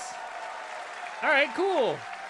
Scott Pilgrim is back with his fist flying in a brand new brawling adventure in EX. You'll battle through space-time and the streets of my hometown of Toronto. Wow, with that's Scott, going on the wish Ramona, list and right 5 now. of their former rivals in this online 4-player co-op adventure with a story written by Scott Pilgrim creator Brian Lee O'Malley. And it's got a it's got an officially back, but first we have a very special written message story. from Maggie Robertson, TGA winner in 2021 for her performance in Resident Evil Village. I'm sorry?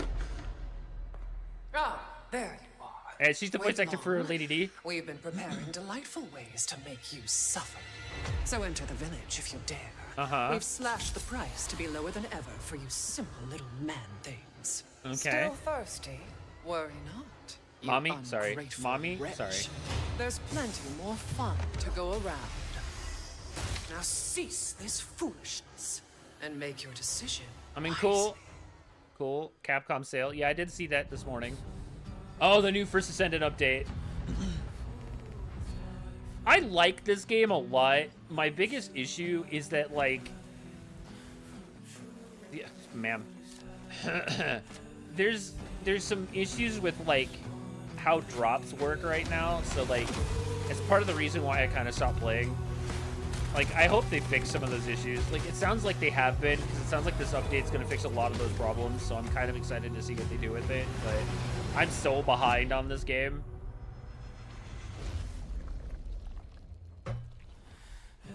There's a lot of butt and booba in this game, though. It's a Korean dev, so it kind of is what it is. Yeah, Breakthrough. Oh, August 7th, so that's next month. All right, cool. Since the dawn of time, oh no, humankind has been obsessed. What kind of a goofy-ass with the physics game is hard. this? What the hell? Oh, brother. Now, a What in the glorious morning jank has Rust dawned bullshit is this? on something that simply Oh, harder. God. Scum. What the hell?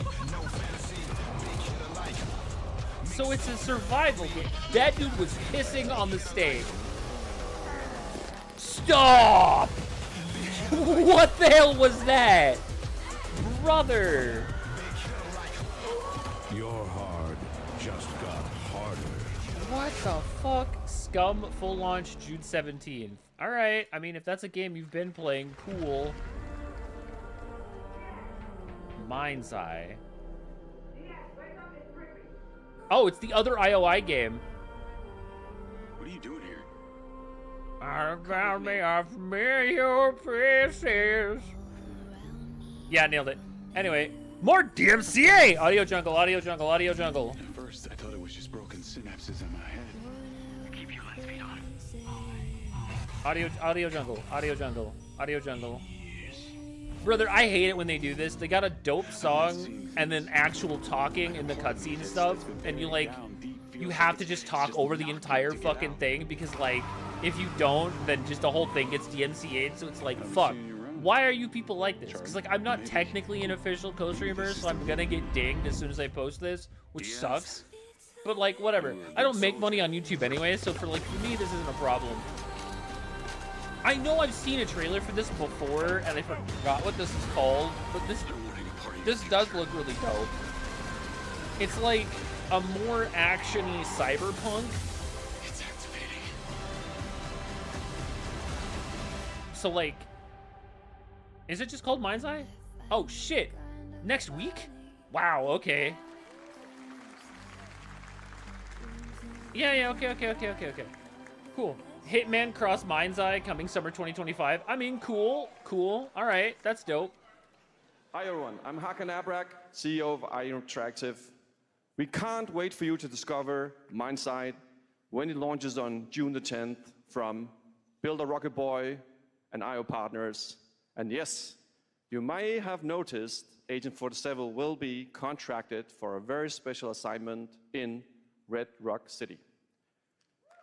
Cool. This week... I mean, cool. No, it looks really good. They also talked about First Light. Like, so this actually looks really dope. Like James Bond before he's actually Bond. This week we finally revealed like, 007 First Light to the world, and your reactions were heartwarming. It's coming in 2026, but we want to make the wait more exciting. We are bringing someone into Hitman, the World of Assassination, who is very dear to the Bond universe. Let's take a look. Wow, another trailer for this game that they literally just announced 2 days ago. For like the first time actually seeing it. So this is in-game. This isn't cutscene, this is in-game. Your target is the elusive shadow banker, known only as Le Chiffre, a financial mastermind with suspected ties to the criminal underworld. Hey, from Casino Royale. A poker game at the Casino Monarchique in Paris. And it's actually Mads? That's kind of dope. I've invited these people for a reason. I know their weaknesses. Mr. And 47 is there? Okay, that's actually really cool. She likes a drink. Don't know about the newcomer, Mr. Smith, though. He's the only wild card. Well, this is turning into an interesting evening. Welcome to the VIP room here at the Casino Monarchique. Reaper. Unusual name. Names are for friends. Wouldn't you agree, Mr. That's cool. Like, it's official for the whole month. You get to go fight the target in the event. There you have it. Hitman and 007 are coming together in a very unexpected way. We know they must have gone to a lot of hoops to be able to get the ability to do that. It's just around the corner, coming out next year. However, Hitman is live right now. So I thought, why wait? And I asked a fellow Danish friend to join me here. As a matter of fact, he is here with us today. That's right, everyone at Summer Game Fest, please welcome the great Mads Mikkelsen. Cool, Mads is there. I don't know why we're dealing with him. Should we not? We just get with the games. More games, please. Good to see you, Mads. Thank you for joining us, and thanks for coming to Summer Game Fest. I mean, this is cool. Don't get me wrong, you are but Cliff, like, but you're also Agent 47's next target as Le Chiffre, the villain we know from Casino Royale. Yep, that's it. And you know, this is. I've always had a deep love for this character. It's a role that means a lot to I me cannot wait of a lot of reasons. So for the speedrunners who play this game on a regular basis to beat this event in like 10 seconds. But like, this time is a little different. It's gonna be amazing. He's dangerous. He's not just a brilliant mind hiding behind a desk. Because the speedrunners that play the Hitman games have so many ways of glitching these games out. It's hilarious. This time it doesn't outsource the violence anymore.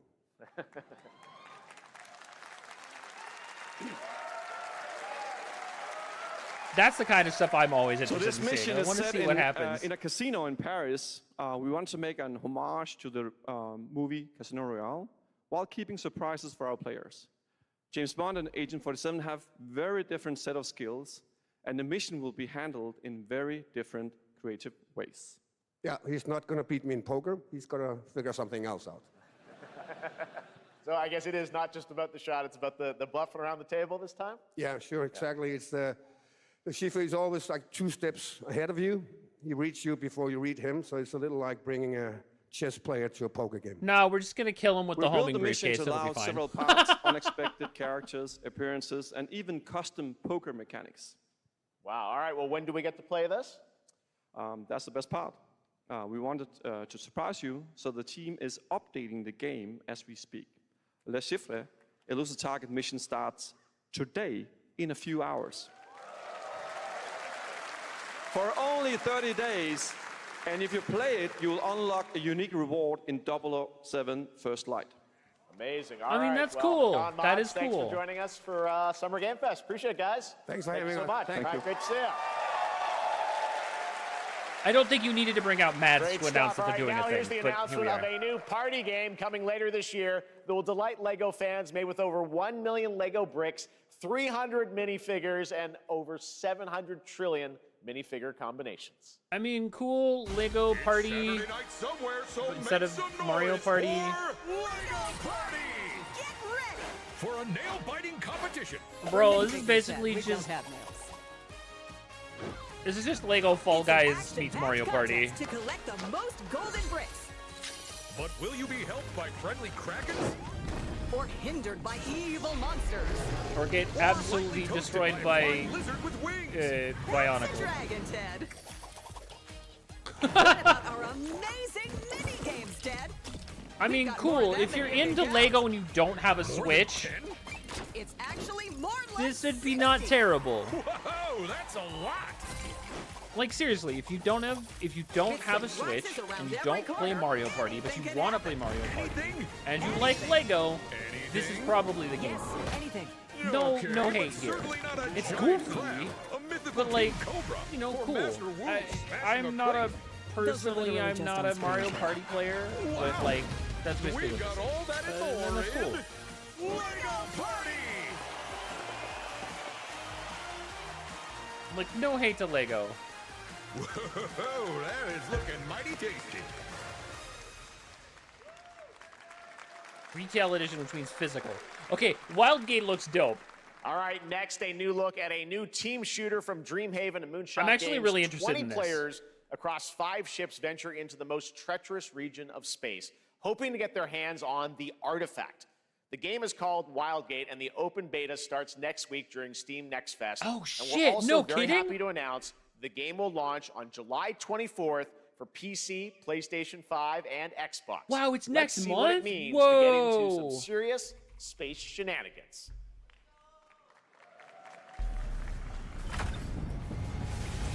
It starts in 2 days. All right.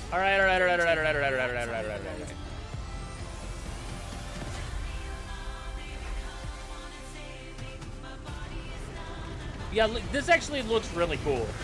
It reminds me a lot of the WildStar MMO, but is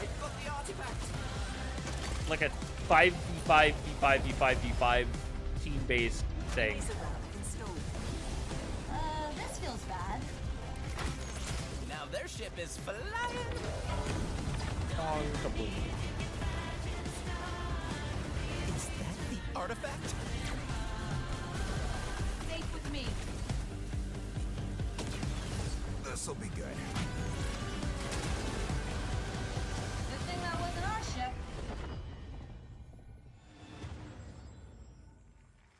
Yeah, like I'm gonna play it. It looks cool. I'm proud to reveal to you the next game from Toronto-based Drinkbox Studios, the team behind the Guacamelee series and Nobody Saves the World. They're making a full 3D game that can be played alone or with a friend in co-op. You can find out more during Day of the Devs right after the show, but for now, here is the global reveal of Blighted. Looking over this decaying world, one can only wonder. Guacamelee devs, goddamn. All right. It began with the ancient rituals. The dead buried with a seed from the trees of memory. Those who ate of the fruit saw the lives they lived and passed their knowledge to future generations until Sorcisto, in his lust for power, consumed the brains of the living. Oh, God. Spreading this blight. You harbor it too, I see.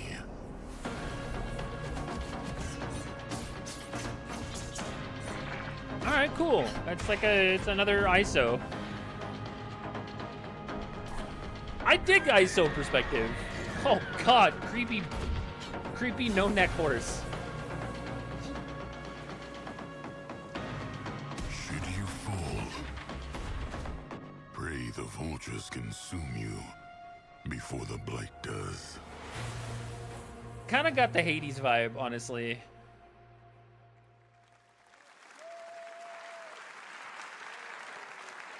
Ew. There is more Blighted coming up right after the show in Day of the Devs. All right, next is a first-person survival action horror game from Team Clout. It's a new team of 50 with founders in Canada and Armenia. Huh. They partnered with the new Armenia? Munfish Powerhouse label to bring this insane Unreal Engine 5 game to life with unpredictable monsters and visceral dismemberment. Here is your first look. Another Munfish. Munfish putting a lot of shit out this year. Nom, nom, nom, nom, nom, nom, nom, nom, nom. Nom, nom, nom, nom, nom, nom, nom. What's up? Me at the boys 3 a.m. looking for beans.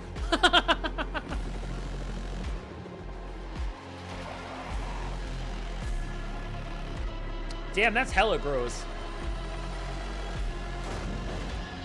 Brother, they're just dropping them in. They don't get lines. Chick, chick.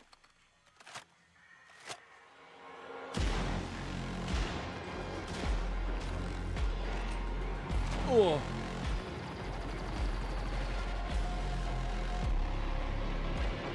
Oh, God.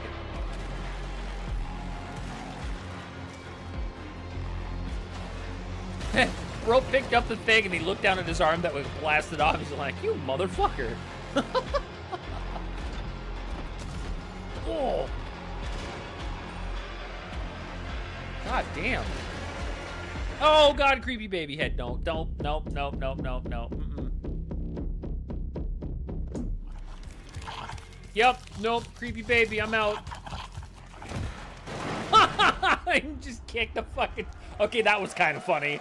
Ah, Mecha Break! All right, Mecha Break is All one right, of we are in 2025's hard. most anticipated 10 out of shooters, 10 on this with game. its previous beta amassing over 300,000 concurrent players on Steam and 3 million players in total. Yep, In this game, you explore a sci-fi universe and pilot powerful mechs with immersive Please aerial give us and a ground story combat. mode that's As a more top than just a wish couple of listed game, missions. Players are clamoring to know just one thing: when When? is the release date? Well, here's Mecha Break's latest trailer with the answer you've all been waiting for. Oh my God, if it's today, I'm gonna cry. Growing Martian zones force the Thalassic Federation to advance its Project Enterprise. Oh yeah, also Hiroyuki Sawano track for this. Oh my God, it actually has story. Oh my God, they were working on a single player story mode. Yo. I'm in. I'm so in. Everything about that is amazing for me. Ooh, Falcon. Tricera.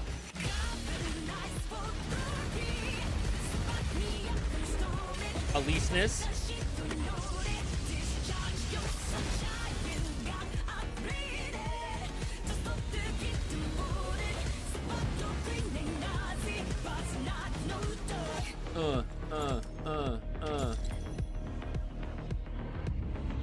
Oh, brother. Yes. Yes. Oh my God, they got a Macross Fortress. Oh. Was that Inferno?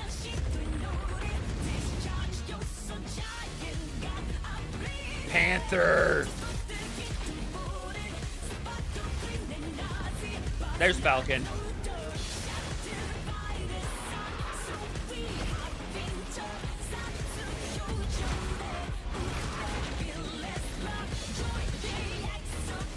Oh, I cannot wait. This game is so fucking dope, dude. Oh, July 1st, a month away! Holy shit, In let's this next go. title, small-scale players traverse the oversized world around them, filled with local wildlife and hostile machines. Built by a small 8-person studio, this is Infinitesimals. Ants 2.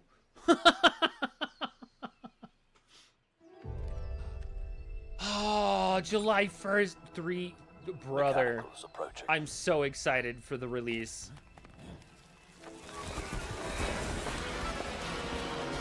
3.5 weeks. Literally the beginning of next month. I'm so excited for that. Mega Break is one of my most anticipated games this year. And the fact that that was...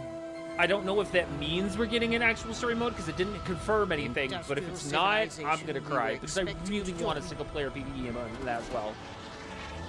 But in the beta, they had 2 different modes. They had the standard team deathmatch style, like, 6v6 PvP mode, but then they also had a PvPvE extraction mode that was actually really fun.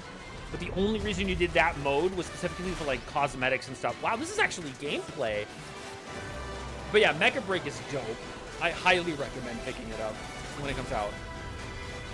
Whatever it takes. Yeah, dude, this is just Ants 2. Or is it Bug's Life? I'm thinking of Bug's Life. That's what I'm thinking of. Infinitesimals. It's basically a Bug's Life, but, like, with ornithopters and shit. That was really cool. 2026 marks the 30th anniversary of a legendary video game franchise. Okay. That I think we all know very well. 30 years? Check this out. Am I gonna cry, Jeff? Are you gonna make me cry? Is this Resident Evil 9? Happy birthday. Oh my god, it is! It's Resident Evil 9! Let's fucking go! Ah! Give me Leon with a beard.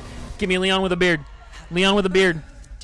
Happy birthday. Is that Lady D? What the fuck? Happy birthday. Oh, it's okay. It's the voice actors. And to celebrate early, a special message from Takeuchi-san. Takeuchi, please give us something. マギーさんありがとうございます。カプコン竹内です。皆様のおか Give げ us で some. バイオハ Just ザ give me a ードも teaser. 30周年を迎えることができました。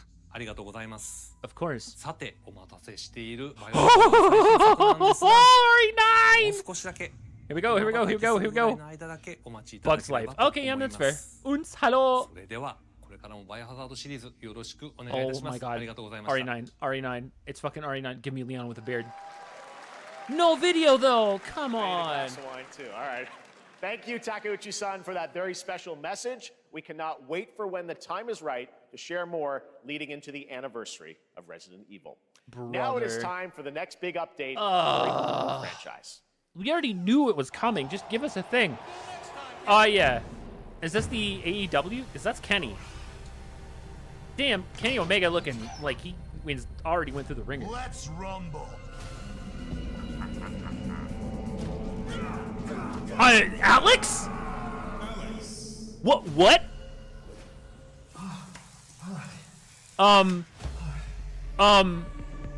Sea Viper? Street Fighter, what is this the new? No, it's the season 3 roster. No way, it's season 3. Alex, Alex, Sea Viper. Ingrid, fuck you! Ingrid, no way! Oh, I'm crying. Why is it Ingrid? Makoto? Sagat? Oh my god, so this is the season 6. Holy shit! Season 3!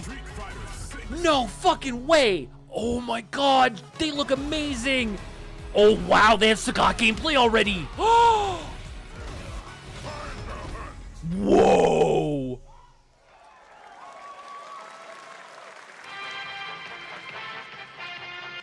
I did not expect a season 3 announcement. Alex and Sea Viper? But fucking Ingrid? Nobody asked for Ingrid. Nobody asked for her. This is an art style. Is this Team Fortress 3?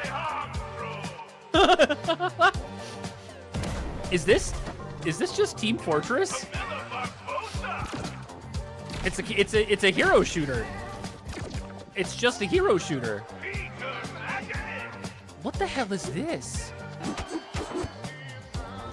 We're gonna have to go back and watch Max's reaction to whatever to that season 3 trailer. It's a hero shooter. What the hell is this?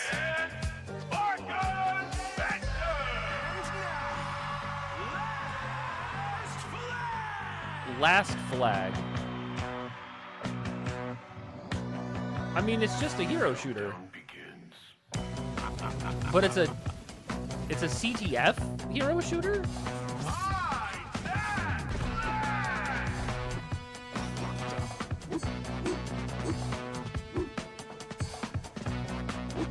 And is it just that one character always has the flag and you have to kill it to take it, and then you gotta get it back before you plant?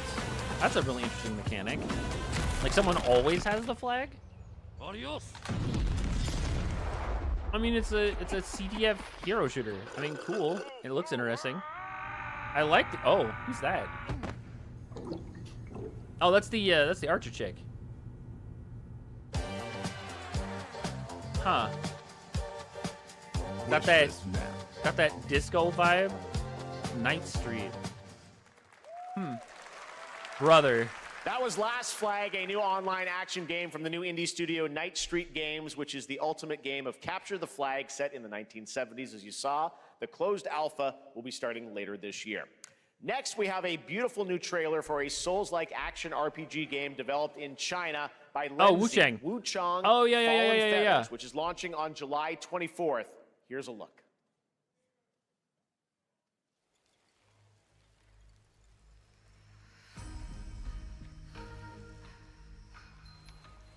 Is this bloodshed really what you wanted? Man. Sagat, Alex, Ingrid, and Sea Viper are coming to Street Fighter 6 in Season 3. I can't with that. That's crazy. Oh yeah, this is gorgeous. This is gorgeous. Actually, you know what? I just thought about it. I wonder if we're going to get an update for Phantom Blade Zero and actually get a release date, because they did say that they were going to be announcing a release date this year. This would be a perfect time for that.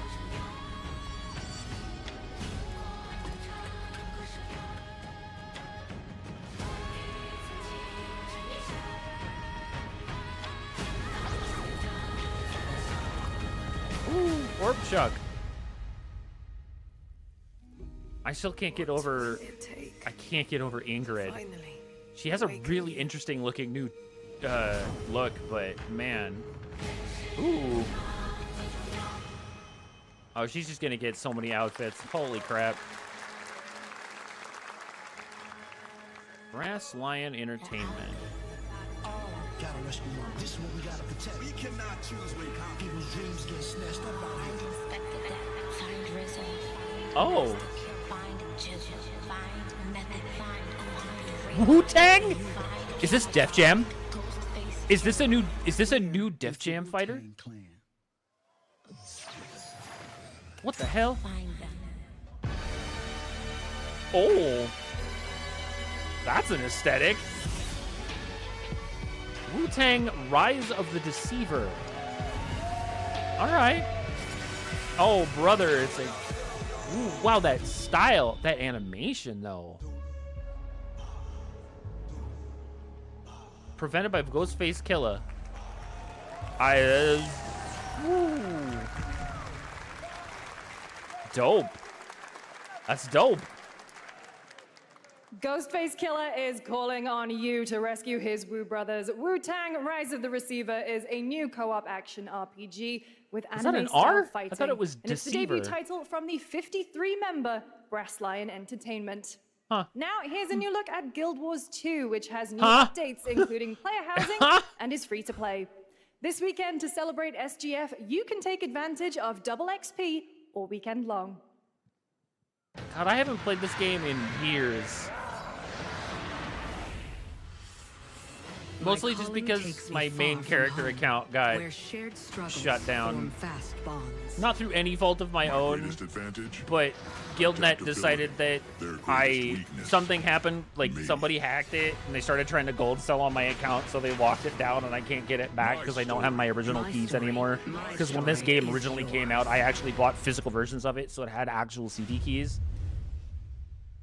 But they won't let me get the old account back, which sucks because I had one of the very first original legendaries on my character, and I will never get it back because you can't do those quests anymore.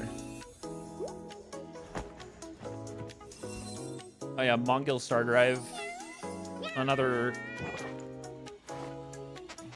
weird gacha game.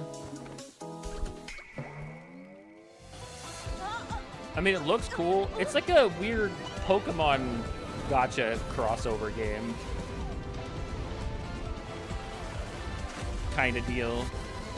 Yeah, honestly, I made peace with it. As cool as Guild Wars 2 was at the time, it's just not an MMO that I'm super into getting back into again.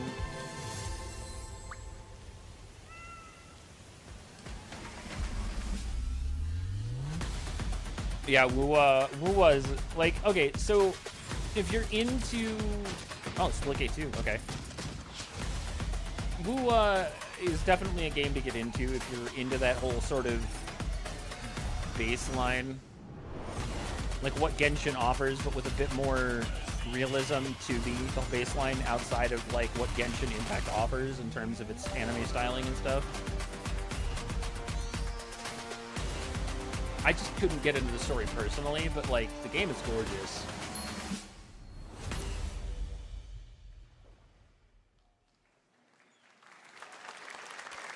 Wow, they did have a Switch 2 game. What? They are doing Switch 2 stuff here? That's crazy. I mean, yeah, Cyberpunk on Switch 2 is gonna be kind of crazy to me, especially considering the fact that like apparently a bunch of people have said that the hardware actually does what they said it was going to do. Throwing back to a classic animation style. Enter a surreal world where you're a down-on-his-luck outcast who has to battle his inner demons, literally, in this action roguelike. Here's Into the Unwell. Huh. Bro, the kazoo! Oh, it's Rubber Hose. Oh, that's actually a really interesting conceptualization. Oh, ow, sir.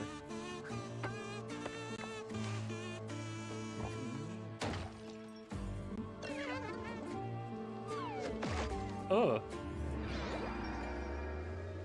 Oh, brother. Another relapse, huh? What an interesting... Get well soon. Into the abyss. Ugh. Oh, wow. I was not expecting... Maybe it's too much for someone like you. Oh, brother. This was not the action I expected out of this. That's kind of dope. Delusional. It won't always be so easy. Like, it's ISO, but it's a lot closer camera than I thought. Oh, yeah. Beat him up with fish. 3-player? Nah. Ooh, ow.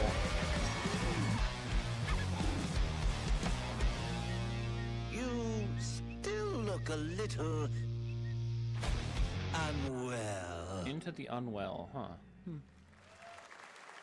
The name of the studio was That Was Such a Good Horse, and it has a shotgun in the logo.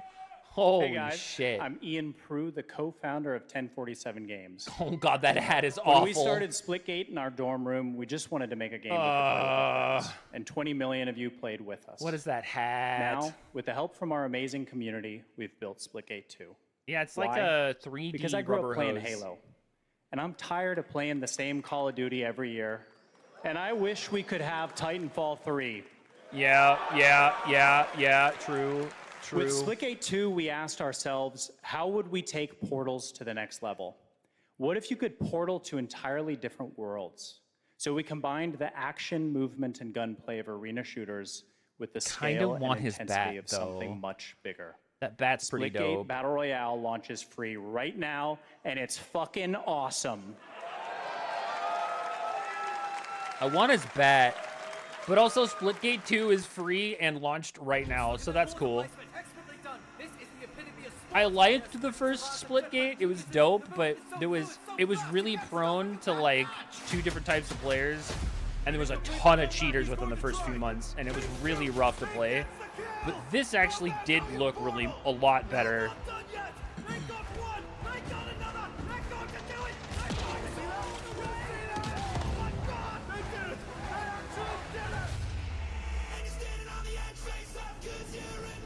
DMCA. Audio jungle, audio jungle, audio jungle.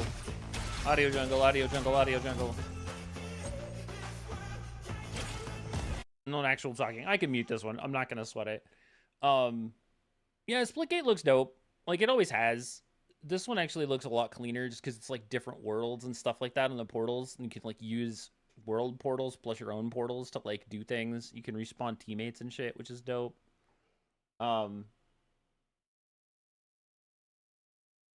mean, it's not for me because there's just so much going on, and it's cool because it's like it's more actiony, which is a game that I'm always really fond of, but like I would much rather play the old school Unreal style without the portals than worrying about the portals and that Unreal speed, because like it gets way out of hand way fast if you're not like proficient with portals. Like that's the biggest drawback. Is portals are so integral to showcase in the that latest game. project from the talented minds at RGG Studio in Japan. Whoa! Oh, it's the other game. It's the other they called it Project something or other when they revealed Virtua Fighter 6. Project Century, that's what it was called. So this is new gameplay for Project Century. Let's fucking go.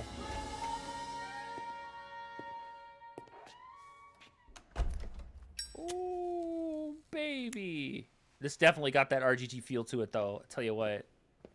So it's supposed to take place in, like, 1916 Japan.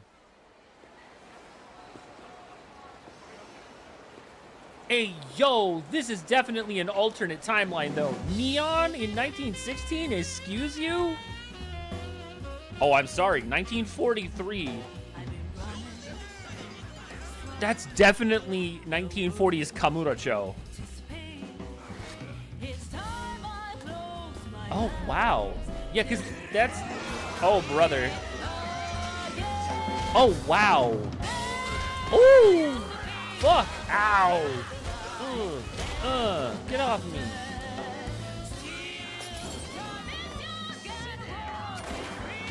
Ooh. I love that they went back to the real-time fighting instead of doing turn-based with the standard like a dragon stuff. Which, don't get me wrong, the like a dragon Ichiban stuff is great, but... Mako.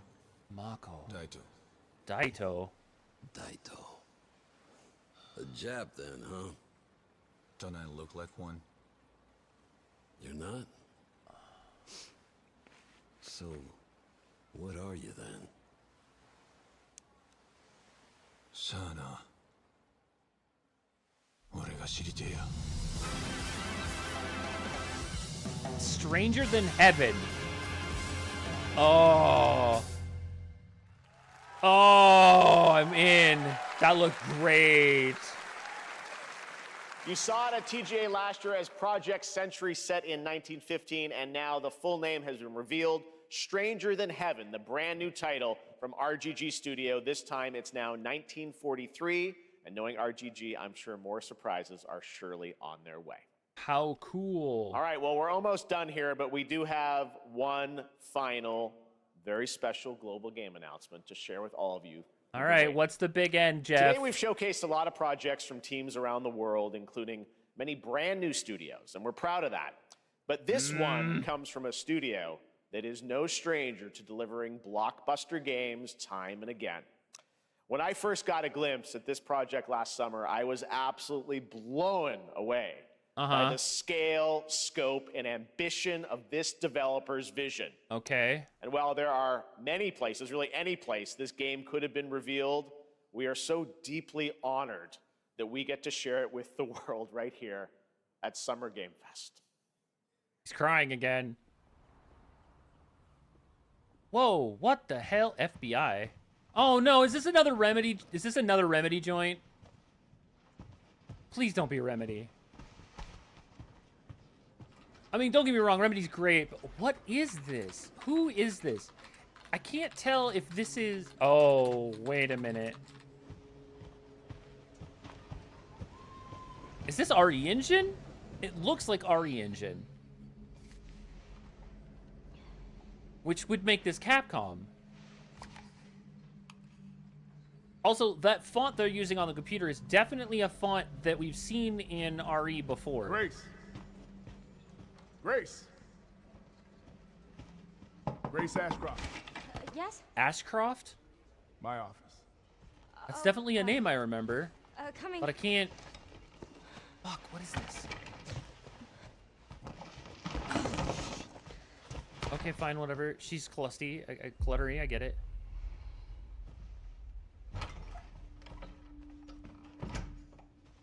If this is about the report you asked for yesterday, it'll be ready in 3.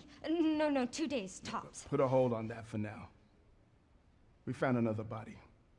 One that exhibits the same pathology as the others we've been investigating. Now, I need a good technical analyst on this. Okay. This has got to be RE Engine. I need your eyes on the crime scene. The Renwood Hotel.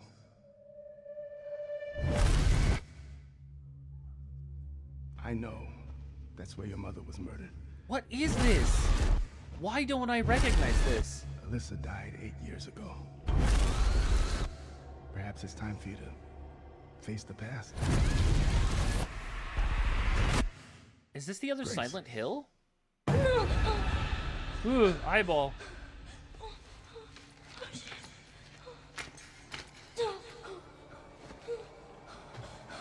What is this? Hey! Help!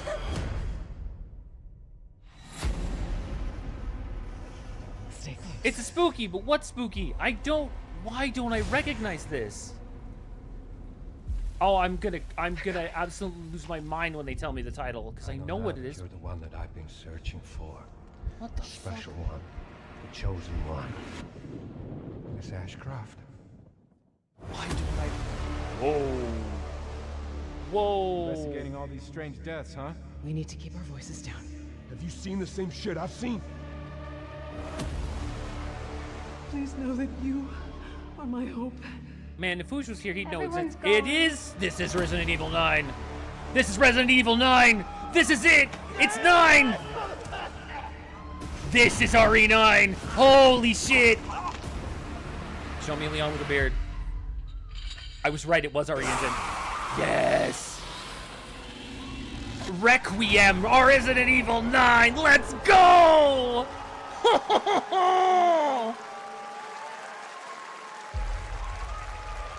February! Wow! Let's fucking go! There you have it, Resident Evil Requiem. And it will be playable to fans this August at Gamescom, where we'll also be hosting Opening Night Live on Tuesday, August 19th. Resident Evil Requiem marks a bold shift for the franchise, both in tone and gameplay, and today's reveal isn't just about survival horror. Expect high-stakes cinematic action too, with much more to share soon leading up to its launch on February 27th, 2026. That's why I asked. That was the girl Amazing. from RE2. Thank you, Capcom. That was an amazing That's who that Glad we was. kept it a surprise. All right. Oh my That's gonna do it for our God. live Summer Game Fest show. Let's thank our co-host Lucy James. Didn't she do a great job, everyone?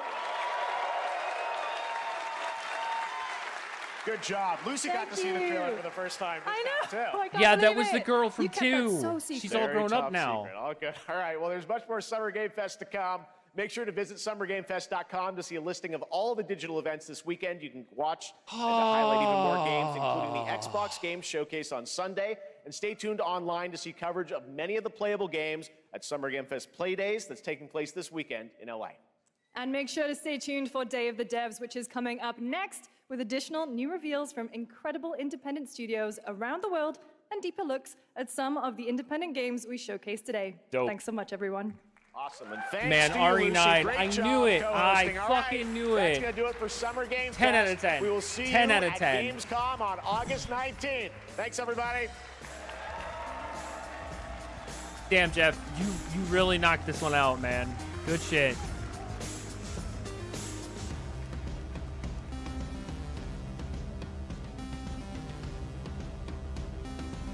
So what the fuck happened to Ratatan? Ratatan was supposed to have oh god. Jesus, that got so loud. What the hell? God damn.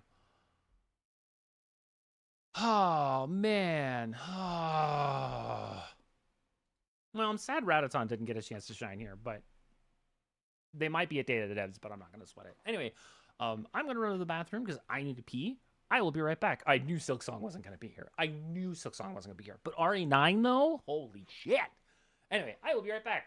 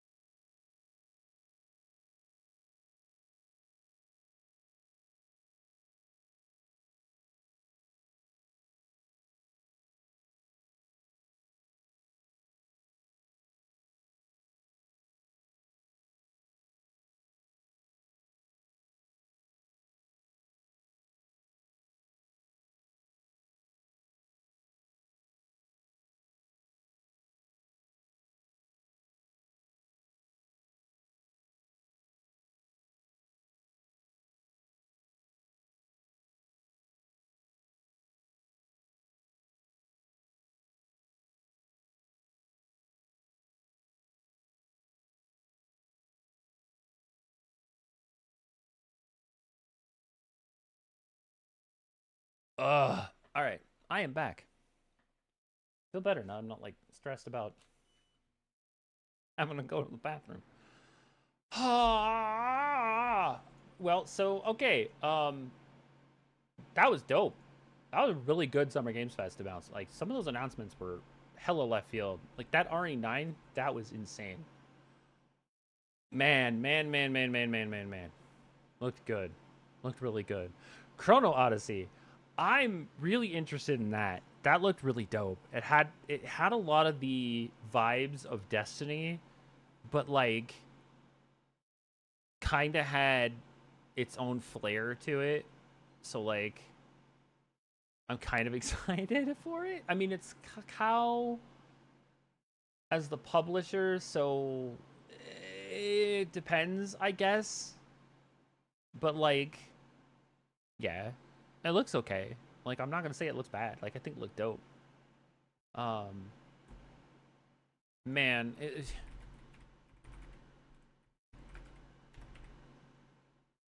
okay, it's not up on Steam yet, which is fine. Let me go into the actual Summer Games Fest list and see what else we've got here.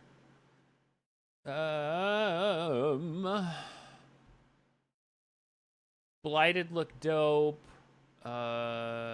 Mind's Eye, definitely add that to the wish list. Arc Raiders we already added. Wildgate got added. I'm interested in the cube, I guess. That looks kind of interesting. Killer Inn was definitely another one that looked really cool. Shit, what else? Oh yeah, Cosmic Invasion. Gotta wishlist that. Don't want to forget about that one. Toa and the There it is. Toa and the Guardians of the Sacred Tree. Yeah, I was waiting for them to put that one up on there too, because that also looked really cool. Updated games for Day of the Devs. I was right. So Radaton was gonna be in Day of the Devs. So cool. They have Unbeatable there too? Okay, cool. Unbeatable is really fun. It's basically a rhythm game in the same vein as Muse Dash, but it uses both sides, and so it has a view that shifts from left to right, which is really fun. So it puts a really interesting twist on the two-lane side-scrolling rhythm game genre, which I thought is really fun. I kickstarted the shit out of this game when it first got announced like 3 or 4 years ago. So yeah, I've been dinking around with that for a long time. The new demo that came out recently was really fun. A lot of the new songs were pretty cool. But yeah, a lot of these games were not games I expected. Felt that boxing. The puppet knockout punch out game, it's legally distinct puppet punch out. I I was not expecting that. That's pretty funny. It sucks though, because like a couple of the games that I would love to be able to wishlist here, aren't wishlistable because they're only on Epic, and I don't give money to Epic like that anymore. If they give me cool free games, then yeah, sure, fine, okay, I guess whatever. But at the same time, it's like, brother, what a shit heel of an owner, man. No fun.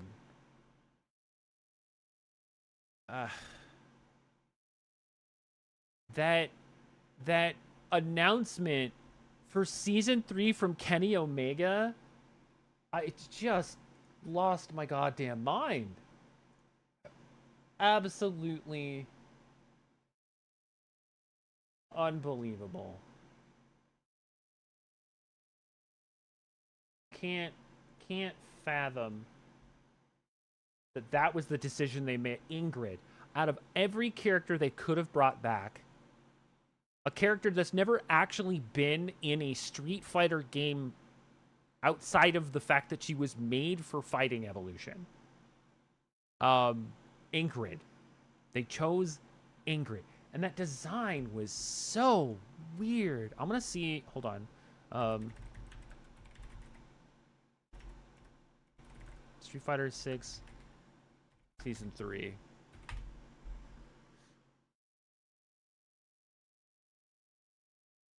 Ingrid. I can't believe that this was the decision they made. Alex is dope. He looks amazing. Sagat, and they already had like actual gameplay of Sagat, which means he was already in production before they finished. They were working on Sagat at the same time they were like working on Elena.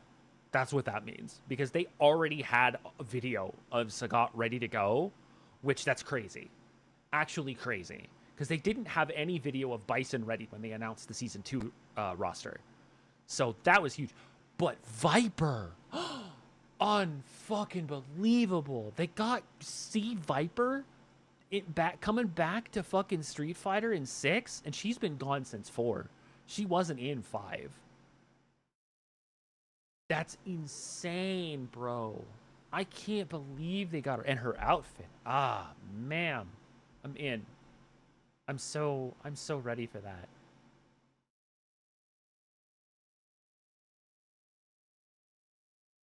I bet Max is already looking at this. Look at that artwork. Brother, Ingrid. Out of every single character they could have brought back to this game series. Jesus. All right. All right.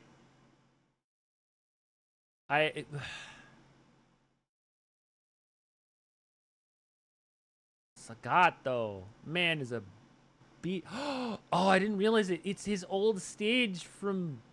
It's the giant statue stage. Brother, look at that. Oh, man. That man is definitely ducking. Look how low to the ground he is. Holy crap.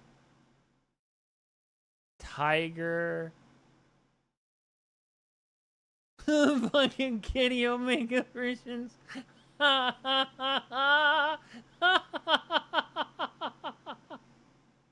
Holy crap, dude. The Kenny Omega fucking versions.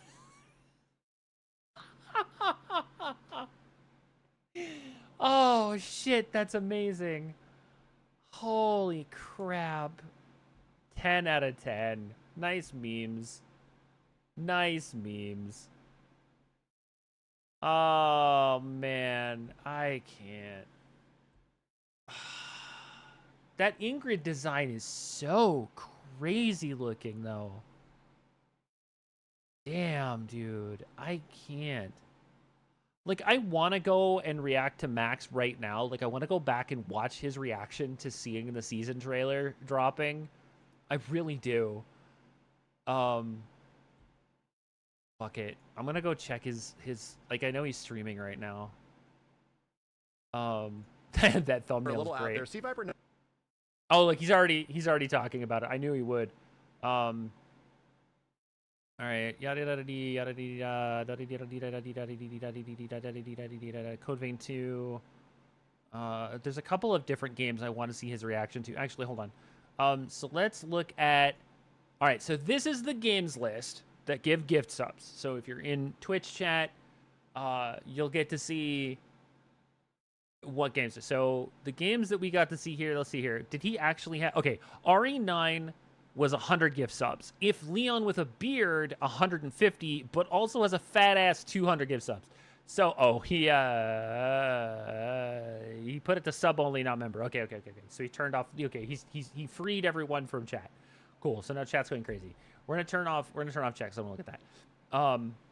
So let's see here. No Final Fantasy VII and Fortnite. We already got Tactics, so that happened. Nothing Chrono Trigger, nothing Bloodborne, no Wolverine, Gears of War, Crazy Taxi, PSO, Virtual Fighter 6, Soul Calibur, Dragon Ball Fighters. We already know that's not happening. Okay, here we go. Street Fighter 6 Season 3 teaser or trailer, which we got, so that's another 25, plus the RE9, which is another 100, so that's 125. No DMC, no Mega Man, no UVC, no Capcom All-Stars, no Capcom SNK3, no Third Strike. This already happened. No KI. No Phantom Blade Zero trailer, which that's shocking because I figured we'd have something, but that probably isn't going to happen until Gamescom now. Which, cool, but that also means that we're not getting Phantom Blade Zero until 2026, if not later, which, again, fuck. There was no Shovel and Ground for the purposes of farming. No Kingdom Hearts 4 without... Okay, that's fine. No Final Fantasy 9 and no Silk Song. Okay, cool. So Max gave another 125 gift subs because we got both RE9 and a season 3 teaser trailer with Kenny Omega being dude. So those are the two things we're gonna go look for. So we're gonna scoot through here. Actually, hold on. I do also want to see his reaction to the Lies of P dropping. Actually, I want to see his reaction to this really quick also, just because I think it's going to be funny. And this next project is one I've been tracking for a few years. Max is all like puppets. What? Sans String Studios is using Unreal Engine 5 to create an insane digital puppeteering pipeline. It's actually a thing. What you're about to see is running completely in real time. I want to hear Max laugh. I cannot wait to play it. Here is an unexpected new game announcement that combines Japanese comedic myth and storytelling lore and history. arcade fighting action. What? Check this out. What? I heard arcade fighting action with puppets. Honestly, the tournament of a million punches, you'll get yourself killed.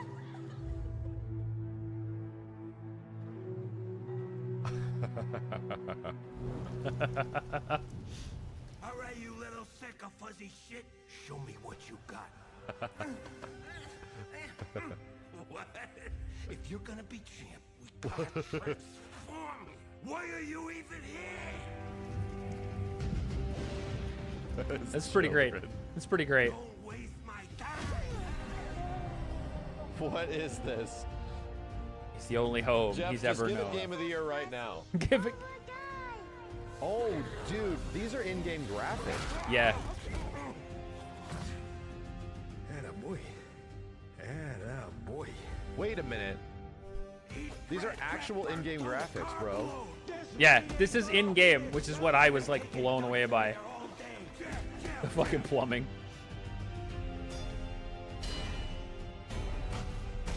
What the hell? It's just Puppet Punch-Out, and I'm here for it. Is this Punch-Out with Muppets, dude? Yeah, dude. Yeah, dude. It is.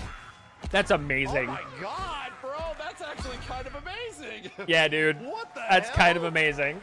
That's actually kind of a... Dude, visually, it's Super fun. insane. Gotta wish Yeah. us that, right? All right, well, next is Holy time to see the hell, announcement. dude, Muppet Punch-Out, and it looks incredible. Inception, we trust.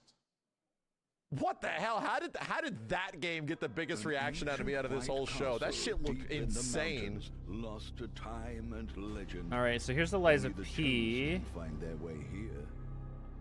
In time with new characters, environments, and of course, imposing enemies and bosses. I almost had a Here's the gift sub exclusive bet on loot. this. He did almost Then I was have like, one. I've He's already like, played nah. it, man. Like, when the hell is it coming out? apparently today, and he's gonna cry. Because if he had gifts upon it, he would have had a lot of gift subs today. He probably would have hit 200 if this was on his list.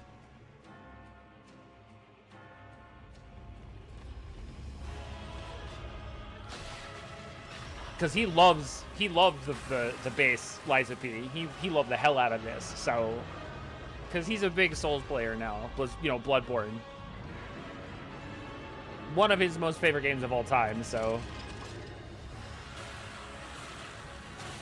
cool shot. Damn.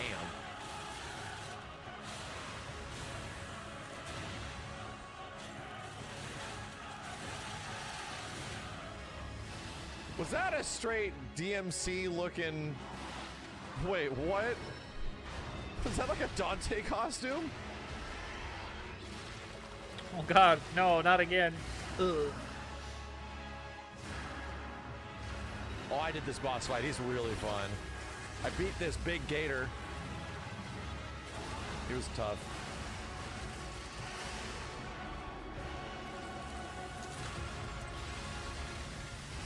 Jesus. Anyway.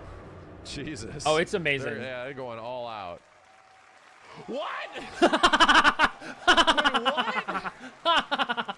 Hey, yo, what? Hey, yo, Right. what? Overture is available today across all platforms to play, so enjoy it this weekend. All right. What? Next up, the small video game publisher Serenity Forge, based in Boulder, Colorado, Chill, dude. shared this game with me a few months Max back. has got so many games to play. He's like, no, stop. Doki Literature Club meets Silent Hill. What? I That piqued have my things interest. to do. I think you might get a No, kick you out don't. of You're this playing out. Liza P tonight. I have to play it tonight? Oh my Yeah, you do. god, dude, I don't get to sleep? No, no sleep for Max. Only Liza P.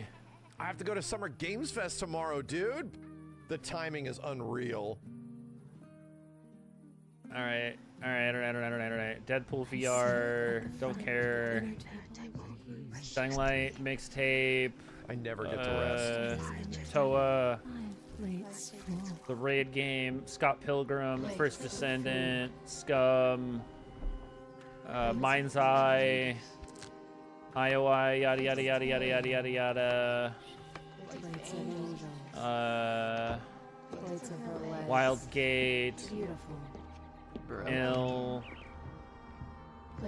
Oh right, Mecha Break. I want to see what he thinks about this. Over 300,000 concurrent players on Steam and 3 million players in total. In this game, you explore a sci-fi universe of Mecha Break. powerful This game mechs is with fun. immersive aerial and ground combat. As a top wish-listed game, players are clamoring to know just one thing: when is the release date? Well, here's Mecha Break's latest trailer with the answer you've all been waiting for. That's right. It was still in. It was still technically in betas and stuff like that. Oh, Shadow Drop happening immediately. To advance its Project Enterprise.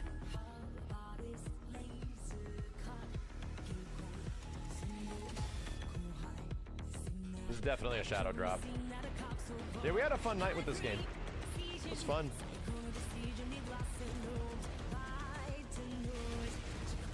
Yeah, Sisung has done something amazing with this game, and it's definitely something that I was really hoping that the Gundam hero shooter game was going to be. Gundam Evolution. I was really hoping for it. This song was made for this game. It was, actually. It was a collaboration song with Mecha Break and Hiroyuki Sawano.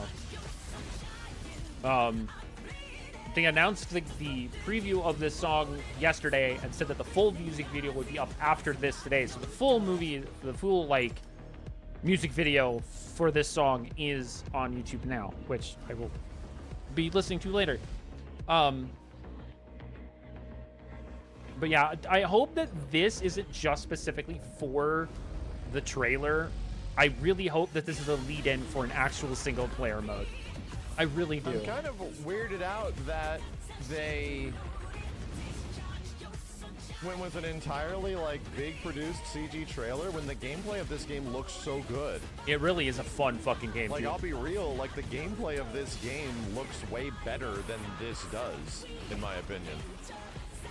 I would agree with that. The fights and stuff, because it is technically quote-unquote a hero shooter, you know? But yeah, this was basically is what a I hero wanted shooter. from... What the hell is this?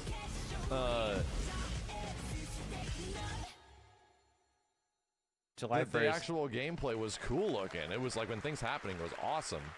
In this next title, small-scale players traverse the oversized world around them, filled with local wildlife and hostile machines. All right, so built by a small eight-person studio. here's Max getting. I think we all know very well.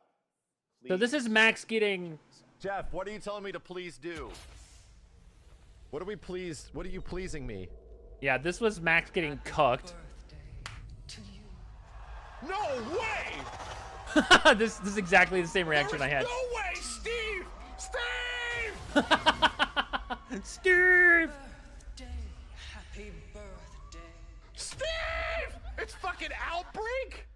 No. Happy birthday to you. Wait. And to celebrate early, a special message from Takeuchi-san. Yeah, this is Takeuchi cucking I us. saw Outbreak, the words. マギーさんありがとうございます。カプコン竹内です。 Jun Takeuchi, the GOAT. The GOAT, yep. 30周年を迎えることができました。ありがとうございます。さて、お待たせしているバイオハザードの最新作なんですが、もう少しだけ、あと瞬きするぐらいの間だけお待ちいただければと Just a 思い blink of an ます。 eye more and we'll be ready. それでは、これからもバイオハザードシリーズよろしくお願いいたします。ありがとうございました。Right. Right. Getting cucked. Whoa, dude.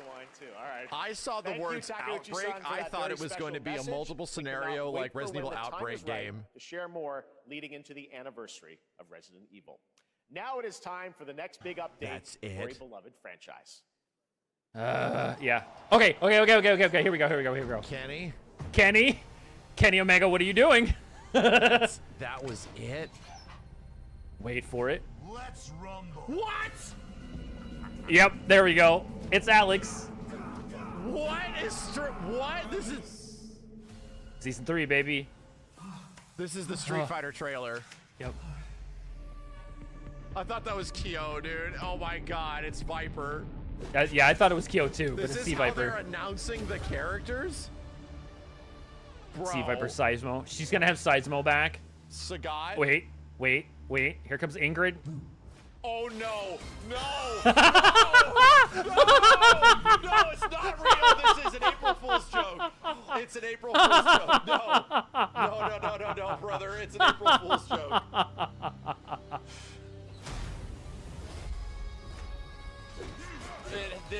This isn't real. See, it's all a gag.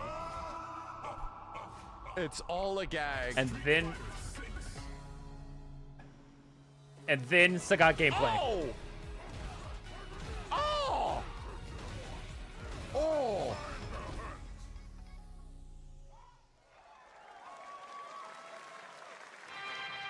Yeah, that was dope. I'm so conflicted right now, brother. Yeah. I'm so conflicted. On the one hand, everything else in that reveal was Alex great. looked On the other crazy hand, cool. Dude, Sagat stuff why was did you choose awesome. Ingrid? I cannot believe they're bringing back Ingrid. Yeah, that's crazy. That certainly was a decision that they made.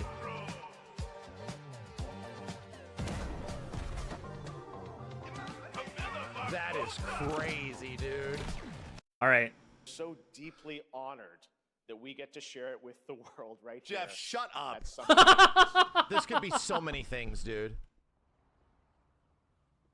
It's not FF7. Nope. I see the FBI. It's RE Engine. Like, it's Is this an instantly X-Files game? It's instantly recognizable as an RE Engine. Just the movement and the shading techniques that they use. It's instantly noticeable as RE Engine.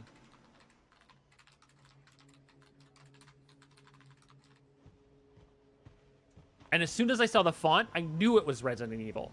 This Kingdom Hearts chat. Look. Kingdom Hearts. Look with your Kingdom special Hearts. eyes. Oh, It's brother. Kingdom Hearts 4. Oh, it's Resident Evil. Yep. This is an RE Engine game. We can already tell. Yep. The problem is that we know what RE Engine looks like. Yeah. Uh-huh. Grace. Problem is, Grace. It's not Rose. Nope. Grace Ashcroft. Ashcroft. But that's a Capcom character, all right. Coming. Yeah. Did they lie? Bro, did they lie earlier? Yeah, they did. They absolutely did. And that's amazing. Did they say Ashcroft? He did. He did say Ashcroft. If This is about the report you asked for yesterday. It'll be ready in 3. No, 2 days, tops. Put a hold on that for now. We found another body. One that exhibits the same pathology as the others we've been investigating. Now, I need a good technical analyst on this. Okay. No, it's not Ethan's daughter. No, it's not Different Ethan's name. daughter. I need It's your eyes on the crime scene. it's the girl from 2. The Redwood Hotel. Redwood Hotel. I know that's where your mother was murdered. Alyssa died 8 years ago. Perhaps it's time for you to face the past. Man, this guy's insensitive. Grace.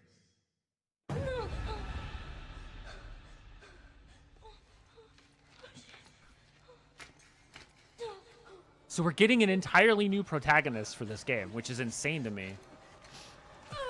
All right, Leon's gonna kick the door down and be like, "Hold on, Grace, I'm coming for you." I Wait wish. for it. I Wait wish. for Leon to kick the I door wanted down. Leon with a beard. I really Grace, did. I'm coming for you. Now that you're the one that I've been searching for, the special one, the chosen one, Miss Ashcroft. Brother, Raccoon City got obliterated off the face of the map. Deaths, huh? We need to keep our voices down.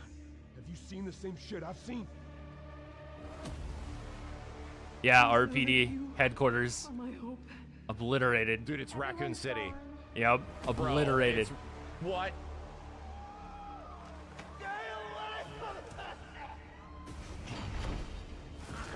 Oh, it looks so good. Requiem.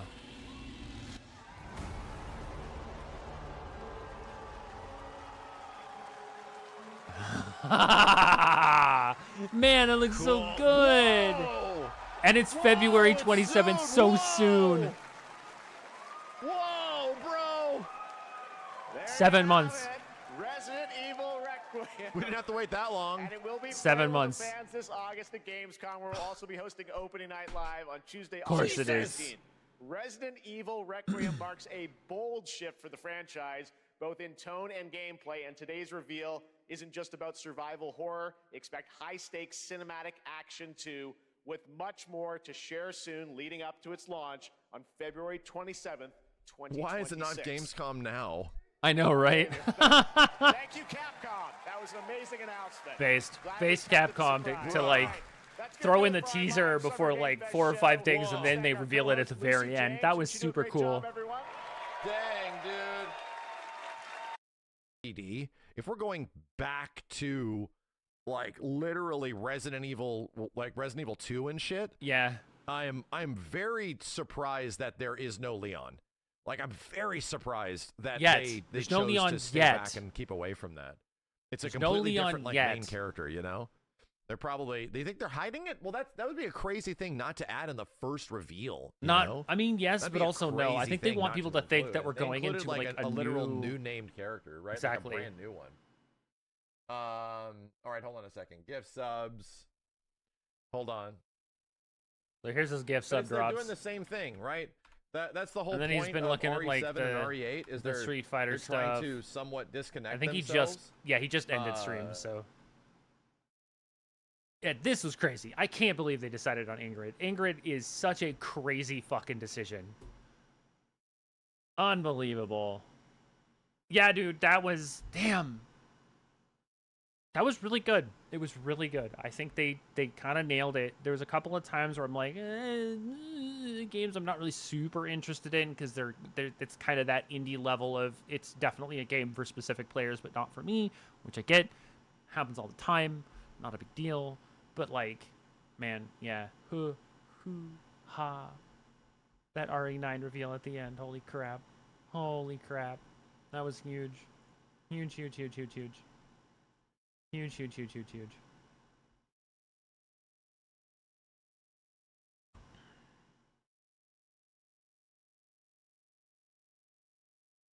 Yeah, looks good. It definitely looks good. Damn. That was a good event. I think that was a really good event. So we're gonna change our category on the correct keyboard. Hey,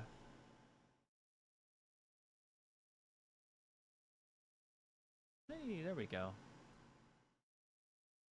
Alright, let's play some games. So there's a couple of demos, a couple of things that came out. Obviously, ZZZ released its 2.0 update, so that's kind of a big deal.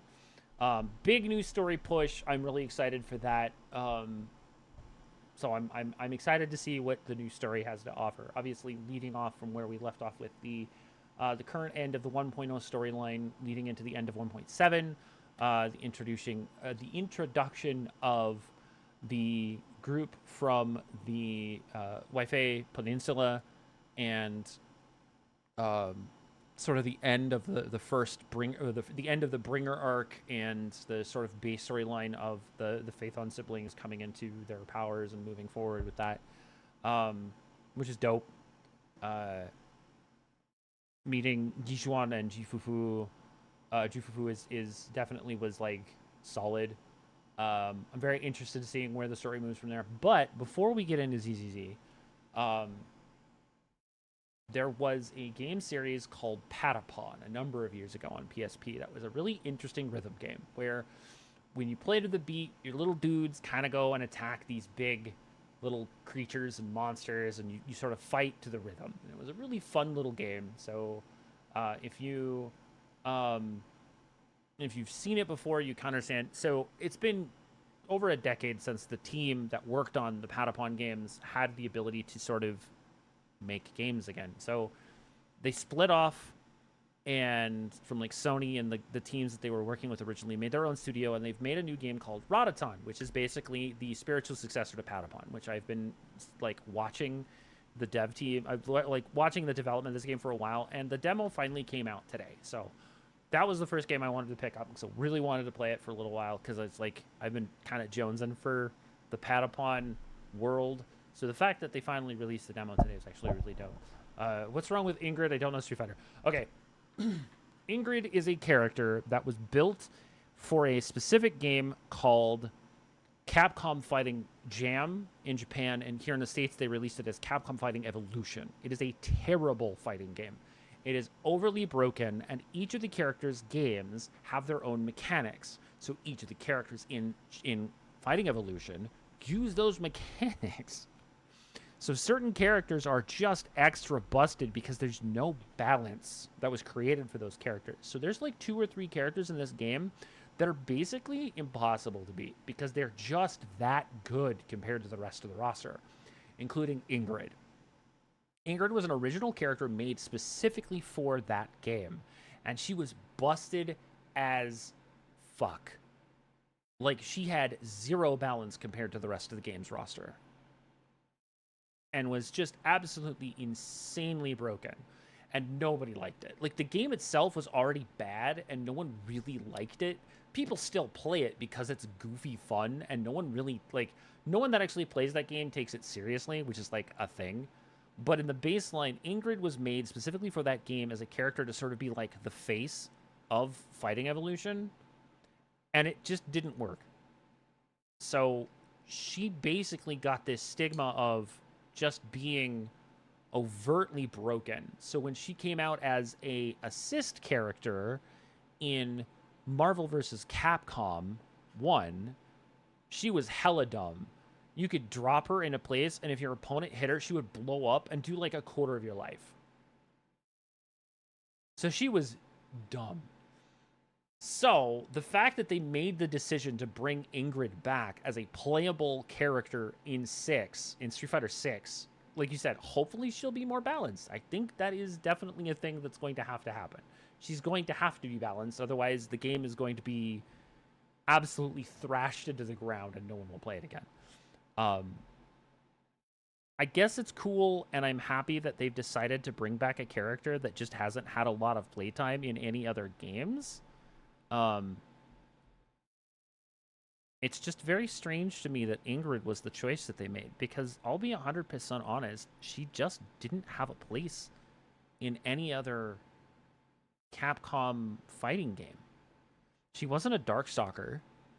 She wasn't built for Street Fighter. She wasn't built for Red Earth. She wasn't built for Power Stone, which I think Power Stone would have actually been a dope place for her to be in.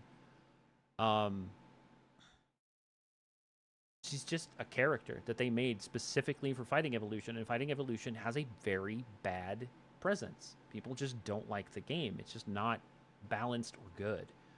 But more power to Capcom for actually doing a thing.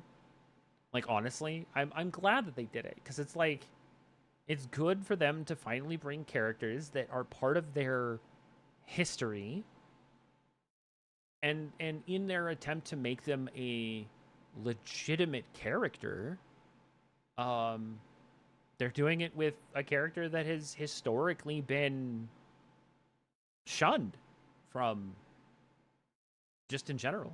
Maybe this will be a redemption. I mean, yeah, maybe. I guess we'll see. Her design is a little weird. I was kind of hoping they went more for like the traditional Hime and just kind of updated that, but nah, they made her hella future tech. So yeah, that's a little. Her outfit decision is a decision that has been made. Oh man, I got I got nothing on that design though. I tell you what. Holy crap.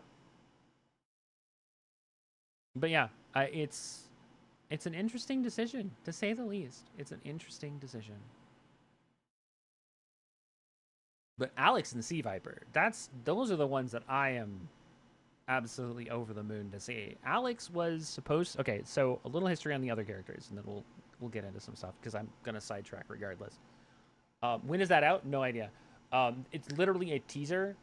We have no idea when it's going to be. We can only assume that because Capcom Cup is having a big thing, and EVO is in like a month, probably not until after EVO. So I would say August-ish, we'll see something updated-wise. Like, we'll probably get okay, with the announcement of the Season 3 trailer, that basically means that we're most likely going to see a gameplay teaser and a gameplay trailer for Sagat at EVO, with a release date for the first part of that season pass after Street Fighter Finals at EVO, or even before Street Fighter Finals at EVO. So we'll probably know an actual... I'm gonna shoot for September, October. It's probably when that's gonna start. Probably. I might be wrong, and it might be late August. It might be a week after. They've done it before where it's been like the day or two, like 2 days after the end of EVO. Like EVO ends on a Sunday and they release it on a Tuesday. They've done it before.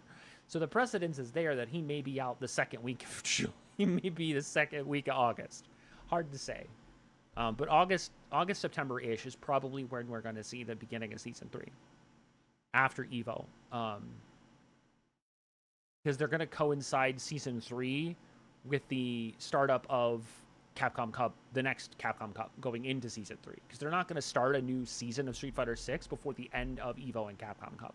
That's not going to happen. My nose itches a lot. Sorry. But yeah, no, that was great.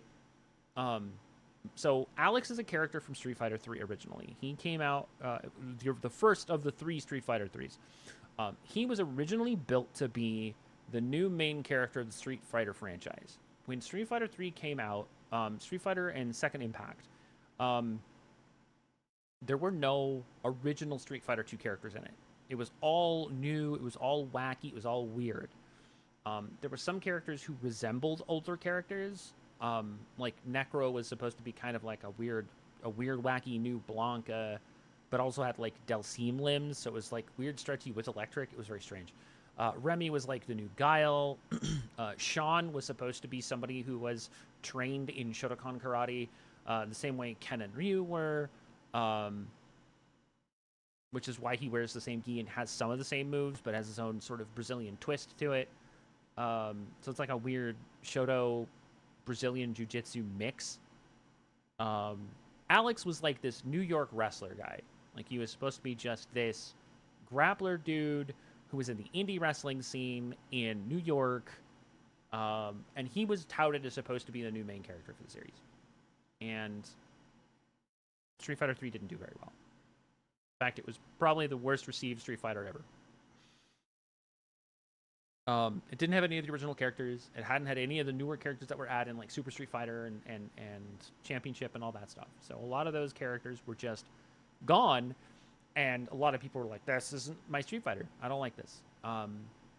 They updated it to Second Impact. They added in Akuma, who was like a weird boss / extra character that had been kind of teased in previous Street Fighter games, like in the Street Fighter 2 series. And this is also around the same time as, like, Third Strike was coming out around the same time as Street Fighter Alpha, which was kind of like a side story of Street Fighter 2. And that game really picked up. Alpha 1 wasn't as big. Alpha 2 was kind of like the big shining moment of, oh, hey, Capcom still makes good fighting games. And it was at that time that they sort of started working on, like, together, Street Fighter Alpha 3 and Street Fighter 3 Third Strike, which was the third iteration of the Street Fighter 3 series. The reason why Third Strike blew up, again, it started off as a failure, but it started really picking up steam a couple of years after its release because of the inclusion of Ken, Ryu, Chun-Li. Characters that had been in the game before that people recognized and understood as, like, staple characters that should always be in Street Fighter. It's not Street Fighter without Ken, Ryu, and Chun. So Alex kind of fell by the wayside. He's still a fun character, but as Third Strike kind of availed itself of its roster, certain characters came to the forefront as not only are these characters new, but are also fun and good when it comes to what they can do. So when they were balancing the game, they balanced them around those specific characters. They balanced them around Chun, they balanced them around Yun, Yang, and they balanced them around like some of the mid-tiers like Ibuki, Makoto, and Alex. And so a lot of these characters are very popular still, especially like Makoto and Ibuki, because they were in Street Fighter 4. If I remember correctly, Ibuki was also in 5. Karen from Street Fighter Alpha showed up, and a lot of the stuff was very in 5. Sorry, I should mention that. But yeah, Alex is a kind of foregone character because once Third Strike came out, he kind of fell by the wayside. Like, he was decent in 2, but he wasn't as good as he was in 2 in 3, in Third Strike. So he kind of fell by the wayside. But his original design and his stuff, like, was still there. So a lot of what he was, because they put him in Street Fighter 5 and he was actually pretty decent. Unfortunately, he was a unbalanced mess as the seasons of Street Fighter 5 kind of continued, and he just sort of, again, disappeared into nothingness. So the fact that they're bringing him back again in 6 is actually really cool to see. I'm really glad that they're adding him back in again to kind of show him off again, which is nice. The other one that I thought was a big shock, like, we all knew Sagat was coming. That was a foregone conclusion. He's been a staple since 2 Champion. Whatever. That was never at it. It was never in doubt. But Sea Viper. Sea Viper is a relatively new character. She's brand new in the series and hasn't been in the series since Ultimate 4. So she had like a stint in Ultimate Marvel 3, which was kind of dope to see, and isn't a terrible character in Marvel, honestly. But as a baseline, her original release was Street Fighter 4. She was a brand new character in Street Fighter 4. She was like a double agent character, and she has this thing called Seismo, which is like the name of the move. It's actually called something else, but we call it Seismo because what she does is she hits the ground and it does this sort of earthquake move. That's the best way I can put it. She quakes the earth and she does damage, but she also has like electricity that she's got in her glove. So she's got a couple of different like elemental moves, which she can like use the ground against her opponent, or use the electricity to like stun for like crumple state and mechanics nonsense. But she was supposed to be a Sin operative, but she like double agented and like was also working for Interpol like later on in the story, and just a bunch of crazy nonsense. But she was sorely missing in Street Fighter V, and so a lot of people thought she was going to make it in, but they ended up adding in characters like Colleen and other shit, which was just fucking weird. So the fact that they're finally bringing her back for 6 is kind of a big deal. So I'm glad that she's getting a chance to come back and be be in Street Fighter again, because she's got a dope ass design, and like had a really fun character concept like for how she played. So it was really cool to see that she came back too. But yeah, I mean, I think it's interesting. I think it's pretty interesting. But yeah, man, Ingrid. I still can't get over Ingrid. That's insane to me. I'll give her a chance. We'll see how she plays when they reveal her. I'm pretty sure it's going to be... If they're doing the same thing they did with the Season 2 picture, if that makes sense. The layout was exactly the same way they laid out Season 2. So Bison was on the far left where Sagat is. So it's going to go Sagat, and then it'll probably be...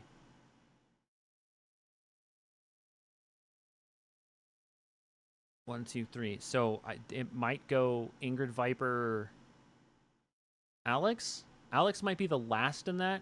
He might also be the second. I don't know. I guess they could throw me for a loop, and I'll eat my shoe. I don't know. But yeah, all 4 of those characters are not what I expected. I didn't expect a Season 3 announcement today either. So like, shock. Was not expecting that. Like, at all. That was crazy to me. Oh. Whoa!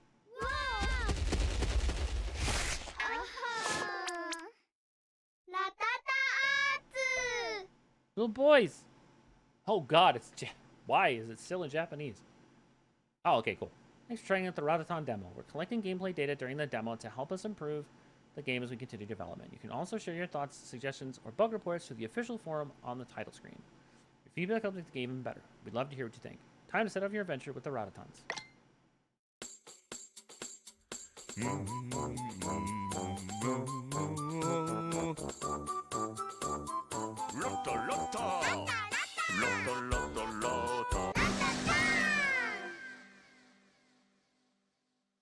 All right.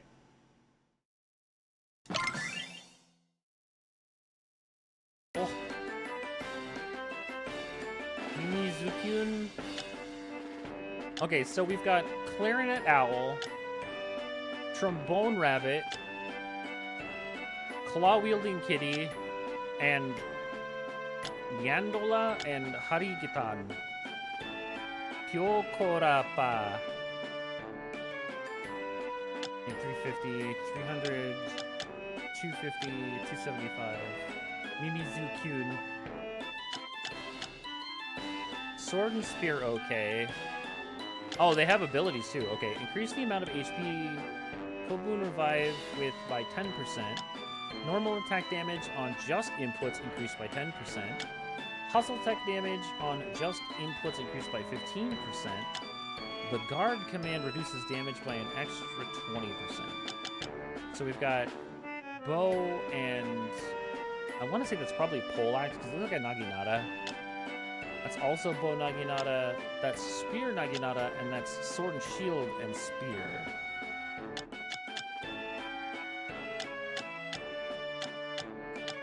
Mimizukyun. We'll go with Mimizukyun first. We'll see how that goes. And then we'll do Trombone Rabbit after. I think we're just going to go down the list and see how each one goes. So dark. Where am I? Wake. Wake, play. Who are you? Play. Play, entrance, as you are laughing. This really is broken. Ah, that won't do. Let's give this time honored trick a try.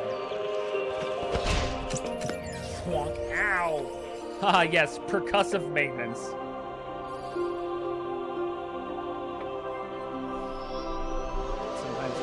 Prepare the legends. Oh, what's this? My heart feels excited.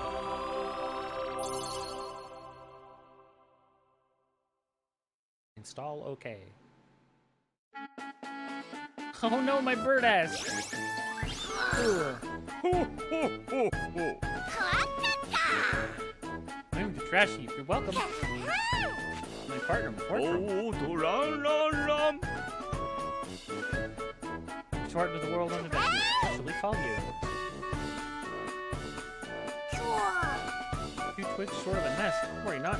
What's important is that you can't. Whatever. That goes a little fast. Let's take a race first. Make your way over to me.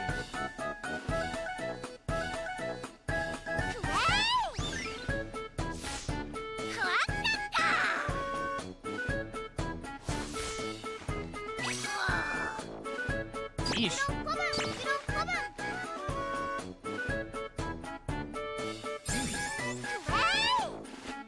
Oh my god, it's a clarinet gun!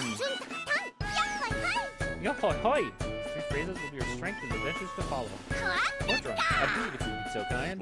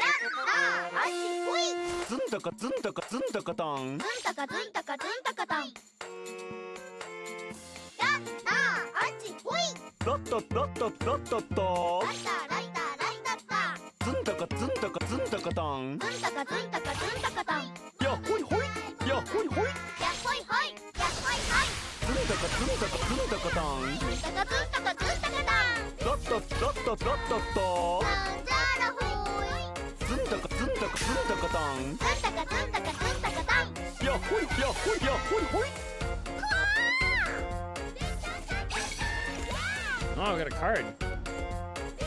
Hey, Jumpy.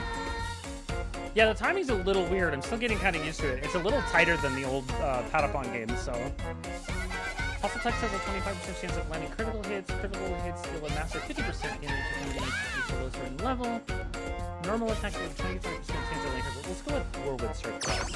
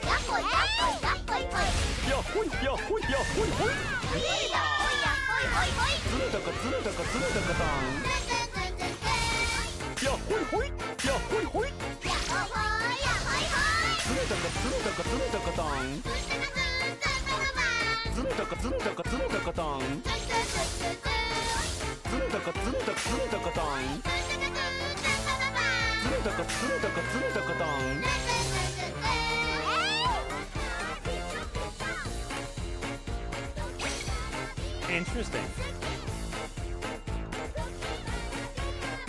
Go nuts. Goodies.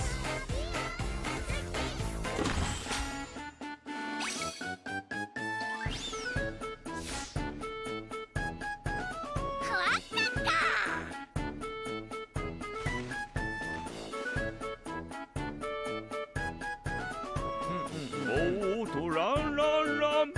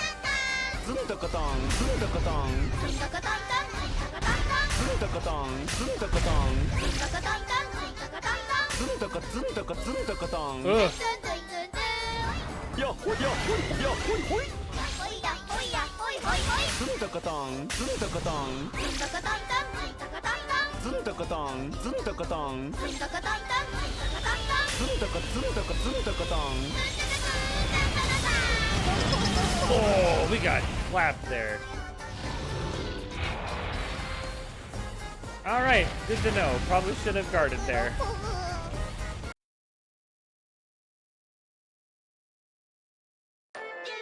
Probably should have just kept guarding, but here we are.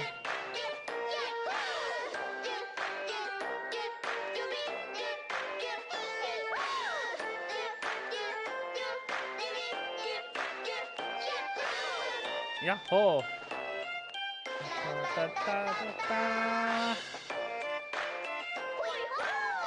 Hoi hoi!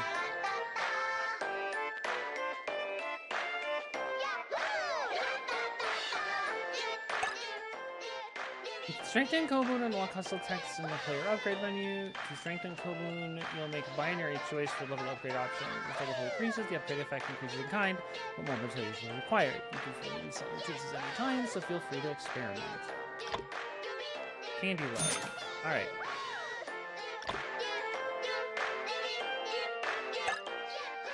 Various challenges you can undertake are compiled in the quest board. You can earn rewards for accomplishments like defeating a certain number of enemies or embarking on expeditions. It's a good idea to check the board when returning for your adventures. Some quests will evolve into new challenges once you complete the goal of certain tasks increase. Okay, interesting.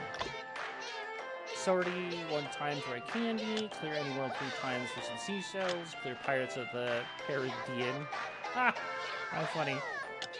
Kill any enemy 10 times. Kill Zako enemy 10 times. Kill animal enemy once. Kill boss, mid-boss. Kill a hermit. Obtain 5 weapons. Alright, cool.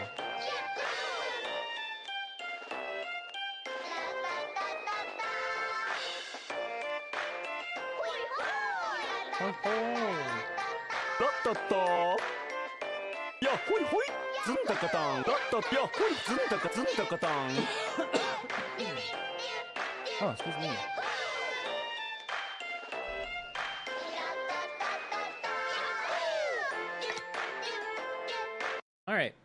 One more time. I have to relearn this game. Alright. Hustle Chill Plus. Increase hustle tech damage by 25% and has a chance to inflict freeze. That might be good. Delivery recovers HP at 70% or above at the end of battle. Let's do Hustle Chill. That sounds good.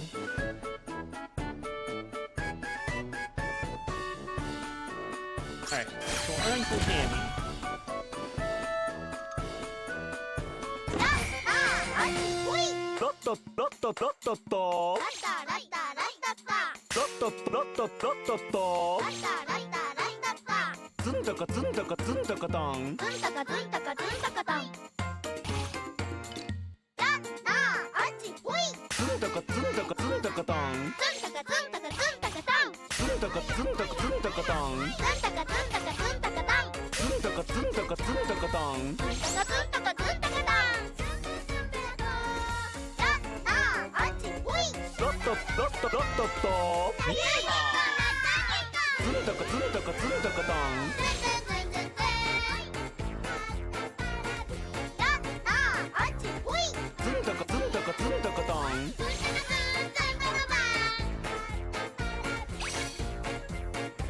More dudes. Alright. Ooh. Well, we want more dudes, so it's a rhythm game that has elements of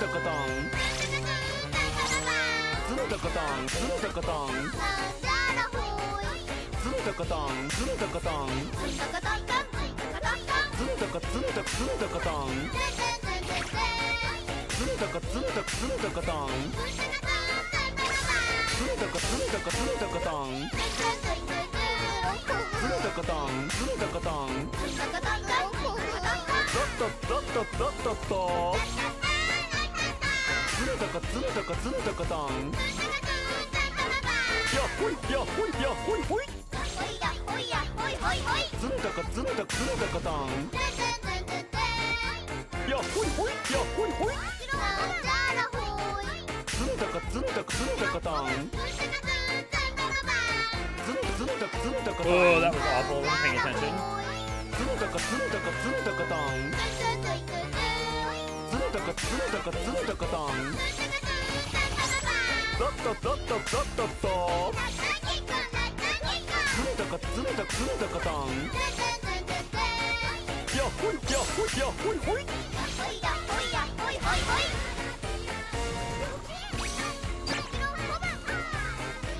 Okay, so we got tokens or candy.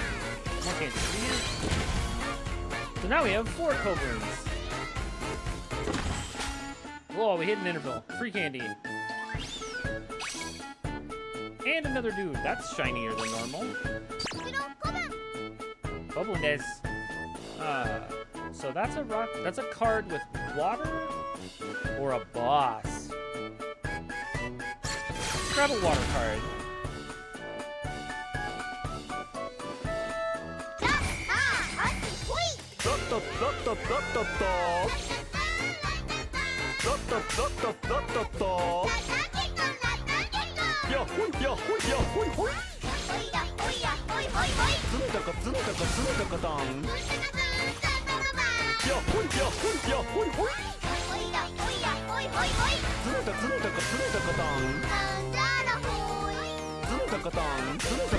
Oh, I didn't guard fast enough.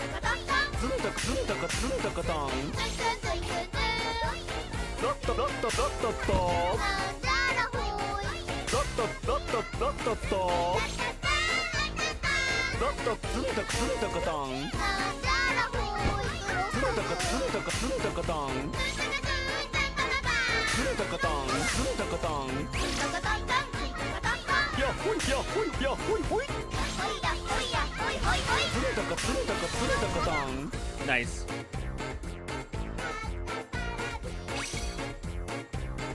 For the splash of water when running hustle text, dealing an additional 36% damage, gain a barrier at the start of battle, increase barrier strength by 20 minutes. Okay, we're definitely gonna grab the barrier. More damage.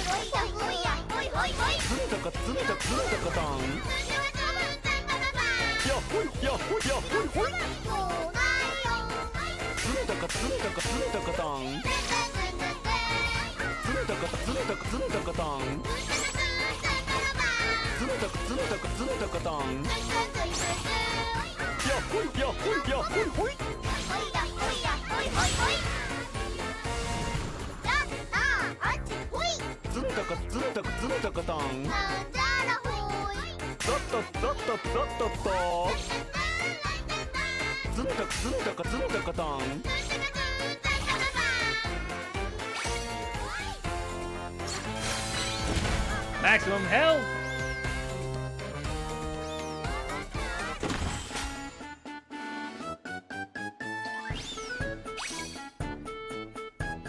So poison or money?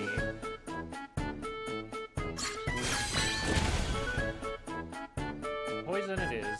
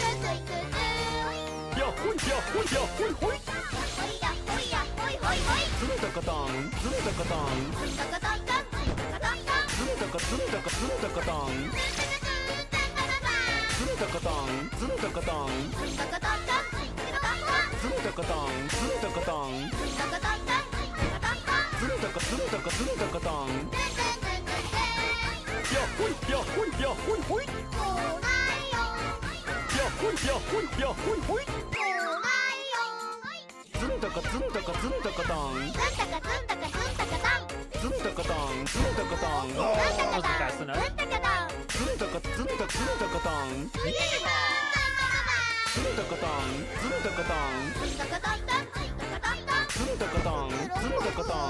He didn't have enough help to survive that.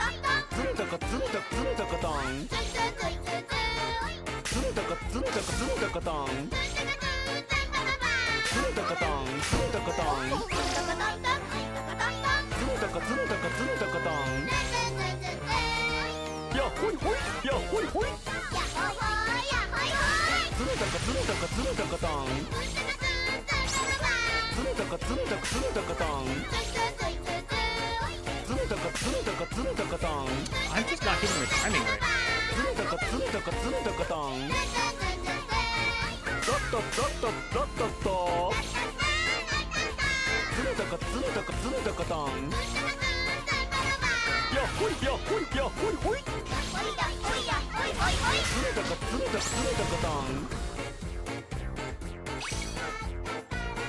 Hostile text inflicts poison. Defeating poison enemies causes enough poison mist to spread. Poison dash triggers 20% faster.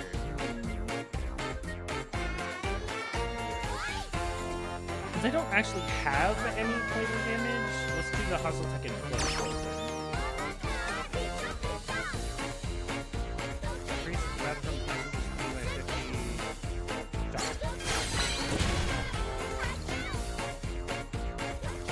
Oh god, it's all so expensive! Okay, we're not getting any of those. Unfortunate. Good to know. Alright, it's a boss fight. Let's see if we can manage. Probably not, but we'll see. We have no energy going into this.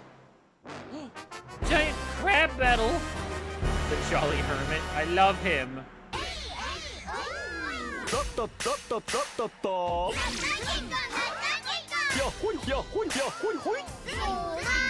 Oh, no energy.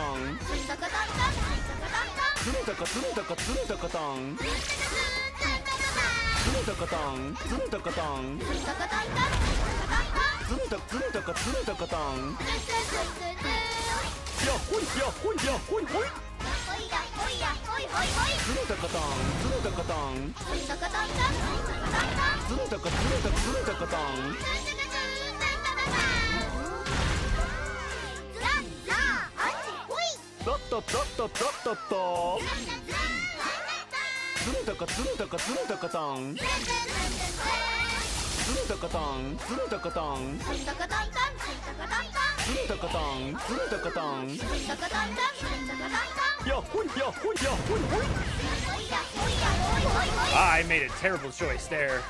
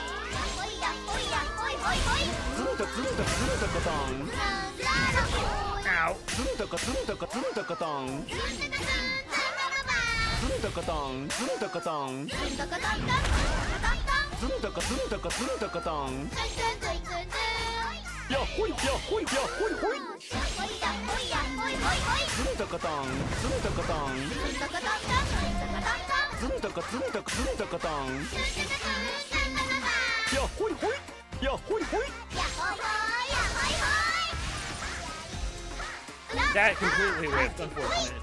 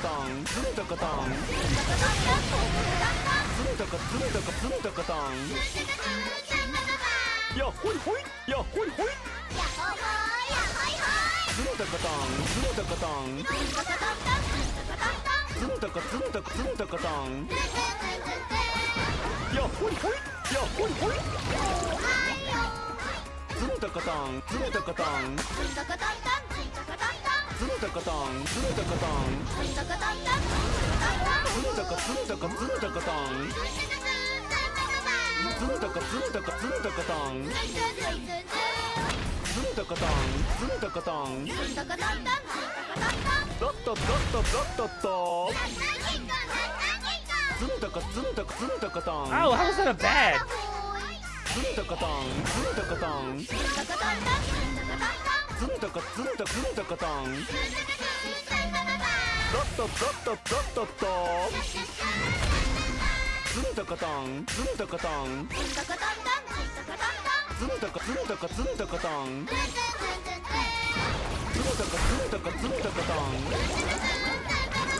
ズンタカタンズンタカタンズンタカタンズンタカタンズンタカズンタカズンタカタンやっほいやっほいやっほいほいズンタカタンズンタカタンやっほいほいやっほいほい Oh, he moved. Oh, that actually hit. ズンタカタンズンタカタンズンタカズンタカズンタカズンタカタンズンタカズンタカズンタカタンズンタカタンズンタカタンズンタカタンズンタカタンズンタカタンズンタカタンズンタカタンズンタカズンタカズンタカタンやっほいほいズンタカタンズンタカズンタカズンタカタンやっほいやっほいやっほいほいズンタカタンズンタカタンズンタカズンタカタズンタカタンズンタカタンズンタカタンズンタカズンタカズンタカズンタカタン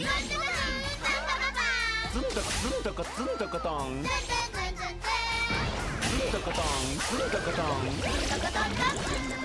ズンタカズンタカズンタカタンやっほいほいズンタカタン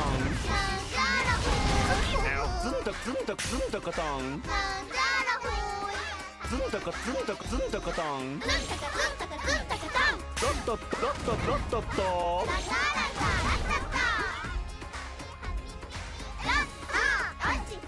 ズンタカタンズンタカタンズンタカズンタカズンタカタンズンタカズンタカズンタカタンやっほいほいやっほいほいズンタカズンタカタン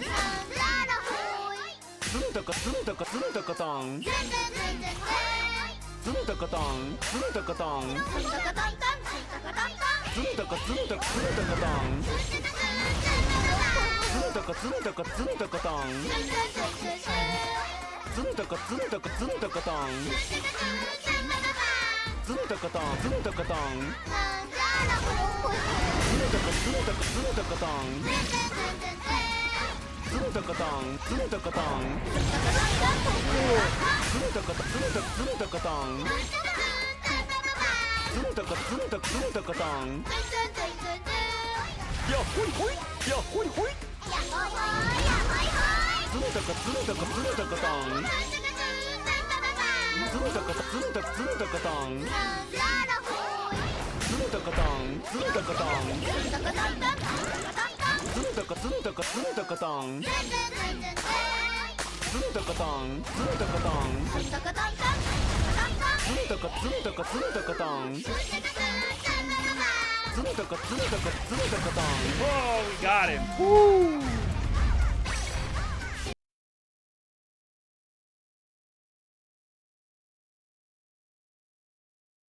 And the music just sort of dies right there. Okay. Interesting.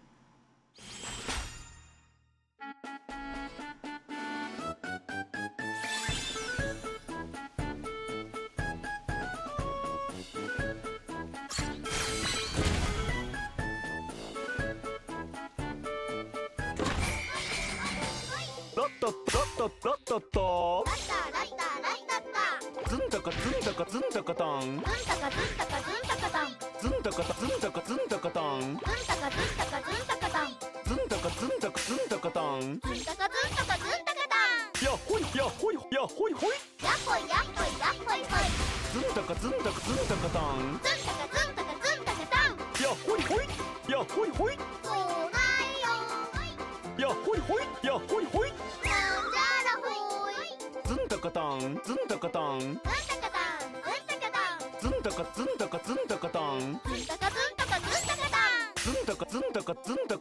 I don't know what I'm doing. Yeah, that's kind of the point of it all. It's very repetitive.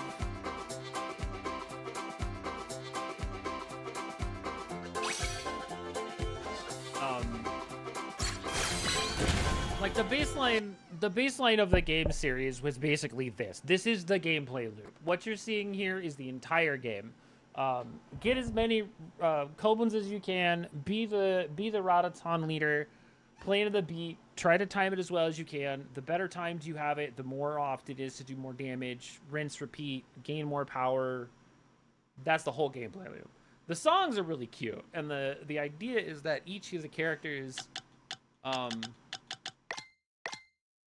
like each of the main characters that you pick, all have like different abilities and stuff. Unless the support units. And so, like, as you play through the game and you unlock more stuff, you can come here to, like, basically be more powerful. Like, this is, please. Okay, so now it's starting with 3. I get to start with 4 Kobun, which is pretty cool.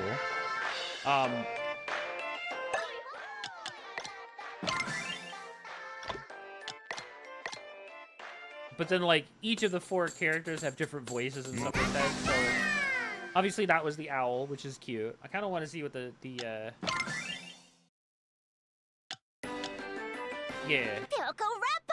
Pyoko Rappa!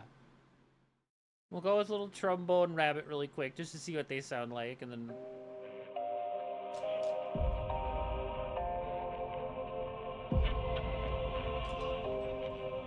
Oh, why is there not a skip for this?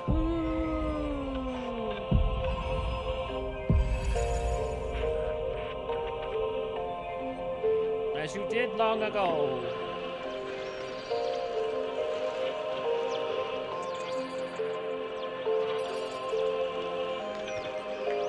Oh, my knuckles. Damn, my hands. I love that to get it started, you gotta give it percussive maintenance. Yeah, it's one of those kind of things where, like, rhythm games can get pretty repetitive pretty quick just because that's the nature of rhythm games. It just is.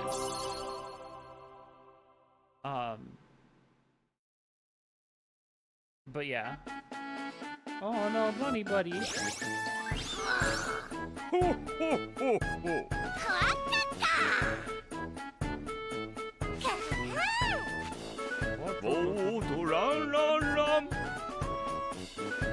It's very charming though. Patapon's always been charming, so Ratatan's just as charming.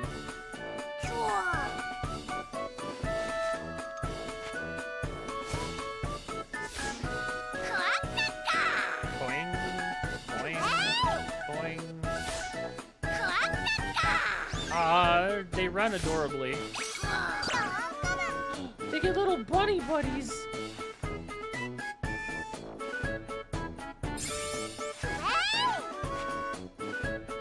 Let's use it for a spot of violence, shall we?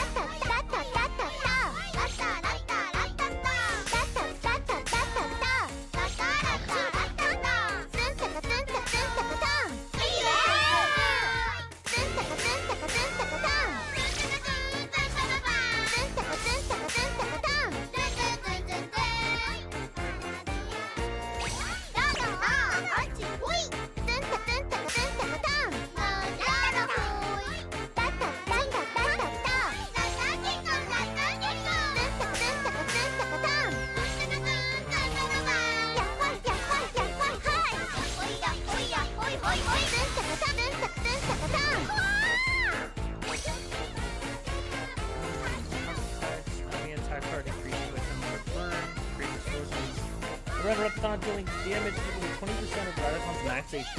Ooh, interesting. They just randomly explode.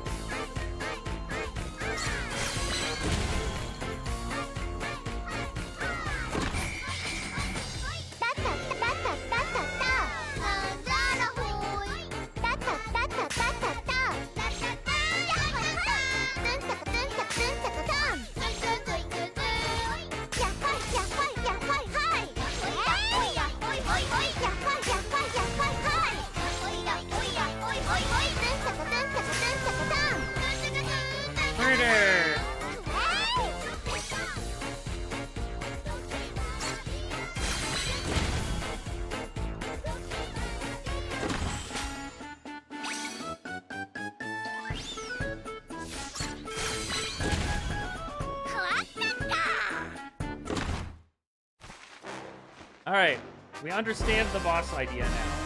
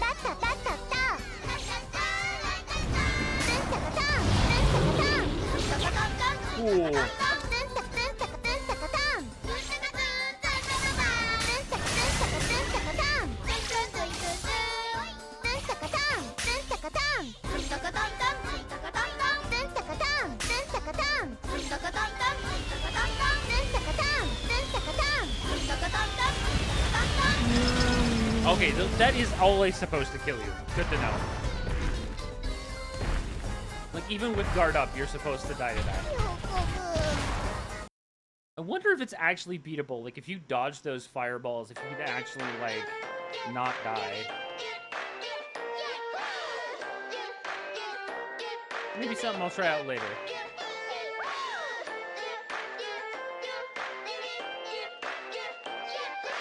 Yahoo!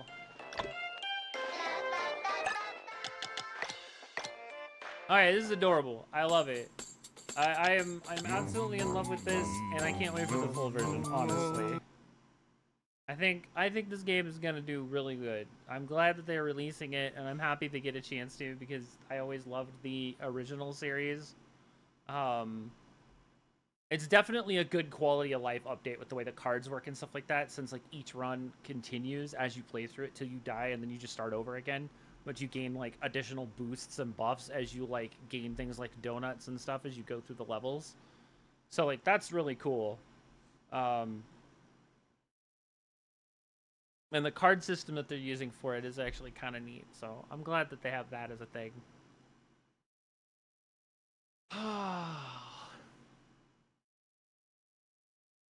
Yeah, no, I'm enjoying that. I think that'll be a good one. I'll have to keep an eye out to see when they actually release it. I'll probably play through it more as I get like more used to the timing on that, because that seemed a lot more. I wonder if there's a way to like adjust the timing window on those button presses, because I was pretty sure I was hitting it on and I was still getting goods, and like the only times I was getting justs was when I was like a little bit ahead of where the marker was. So I'm not entirely sure if that's like adjustable in the settings for like timing offset, because that might just be my reaction time is a lot more off than the game itself accounts for, based on any number of different things that occur with offsets in rhythm games and junk. So things to look into. Write it down, look into it next time.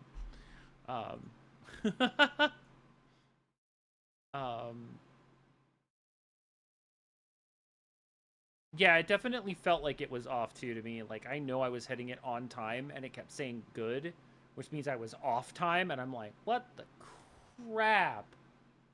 I don't understand. So yeah, I'm not sure what that was all about. Anyway, yeah. I'll figure it out for next time, see if I can't figure out what this is all about and why it doesn't want to work the way I want it to work. But yeah, I'm gonna scoot. I'm gonna get some dinner, and then I'm probably gonna hop into doing some ZZZ stuff so I can actually get through the story. I wanted to stream it, but it's getting to a point where I need to get up and move around a bit. My legs and feet are starting to get to me, so unfortunately I'm gonna cut it a little short. But we'll see if I actually do the storyline stuff today. I might wait and stream it tomorrow. I don't know. We'll figure it out. That being said, I am going to go ahead and I am going to raid us into a very dear friend of mine, Momo Plush. She's an artist. She's a streamer. She's a VTuber like me. She is currently in the middle of day 6 of her donathon. She has a bunch of different goals that she's trying to reach, and I want to help her get there. She's been on a partner push for a little while, so we're trying to get her there. She does have a link at the top that actually counts towards the milestones and things of that nature. So hopefully you will also give her the same love that you give to me, because reasons.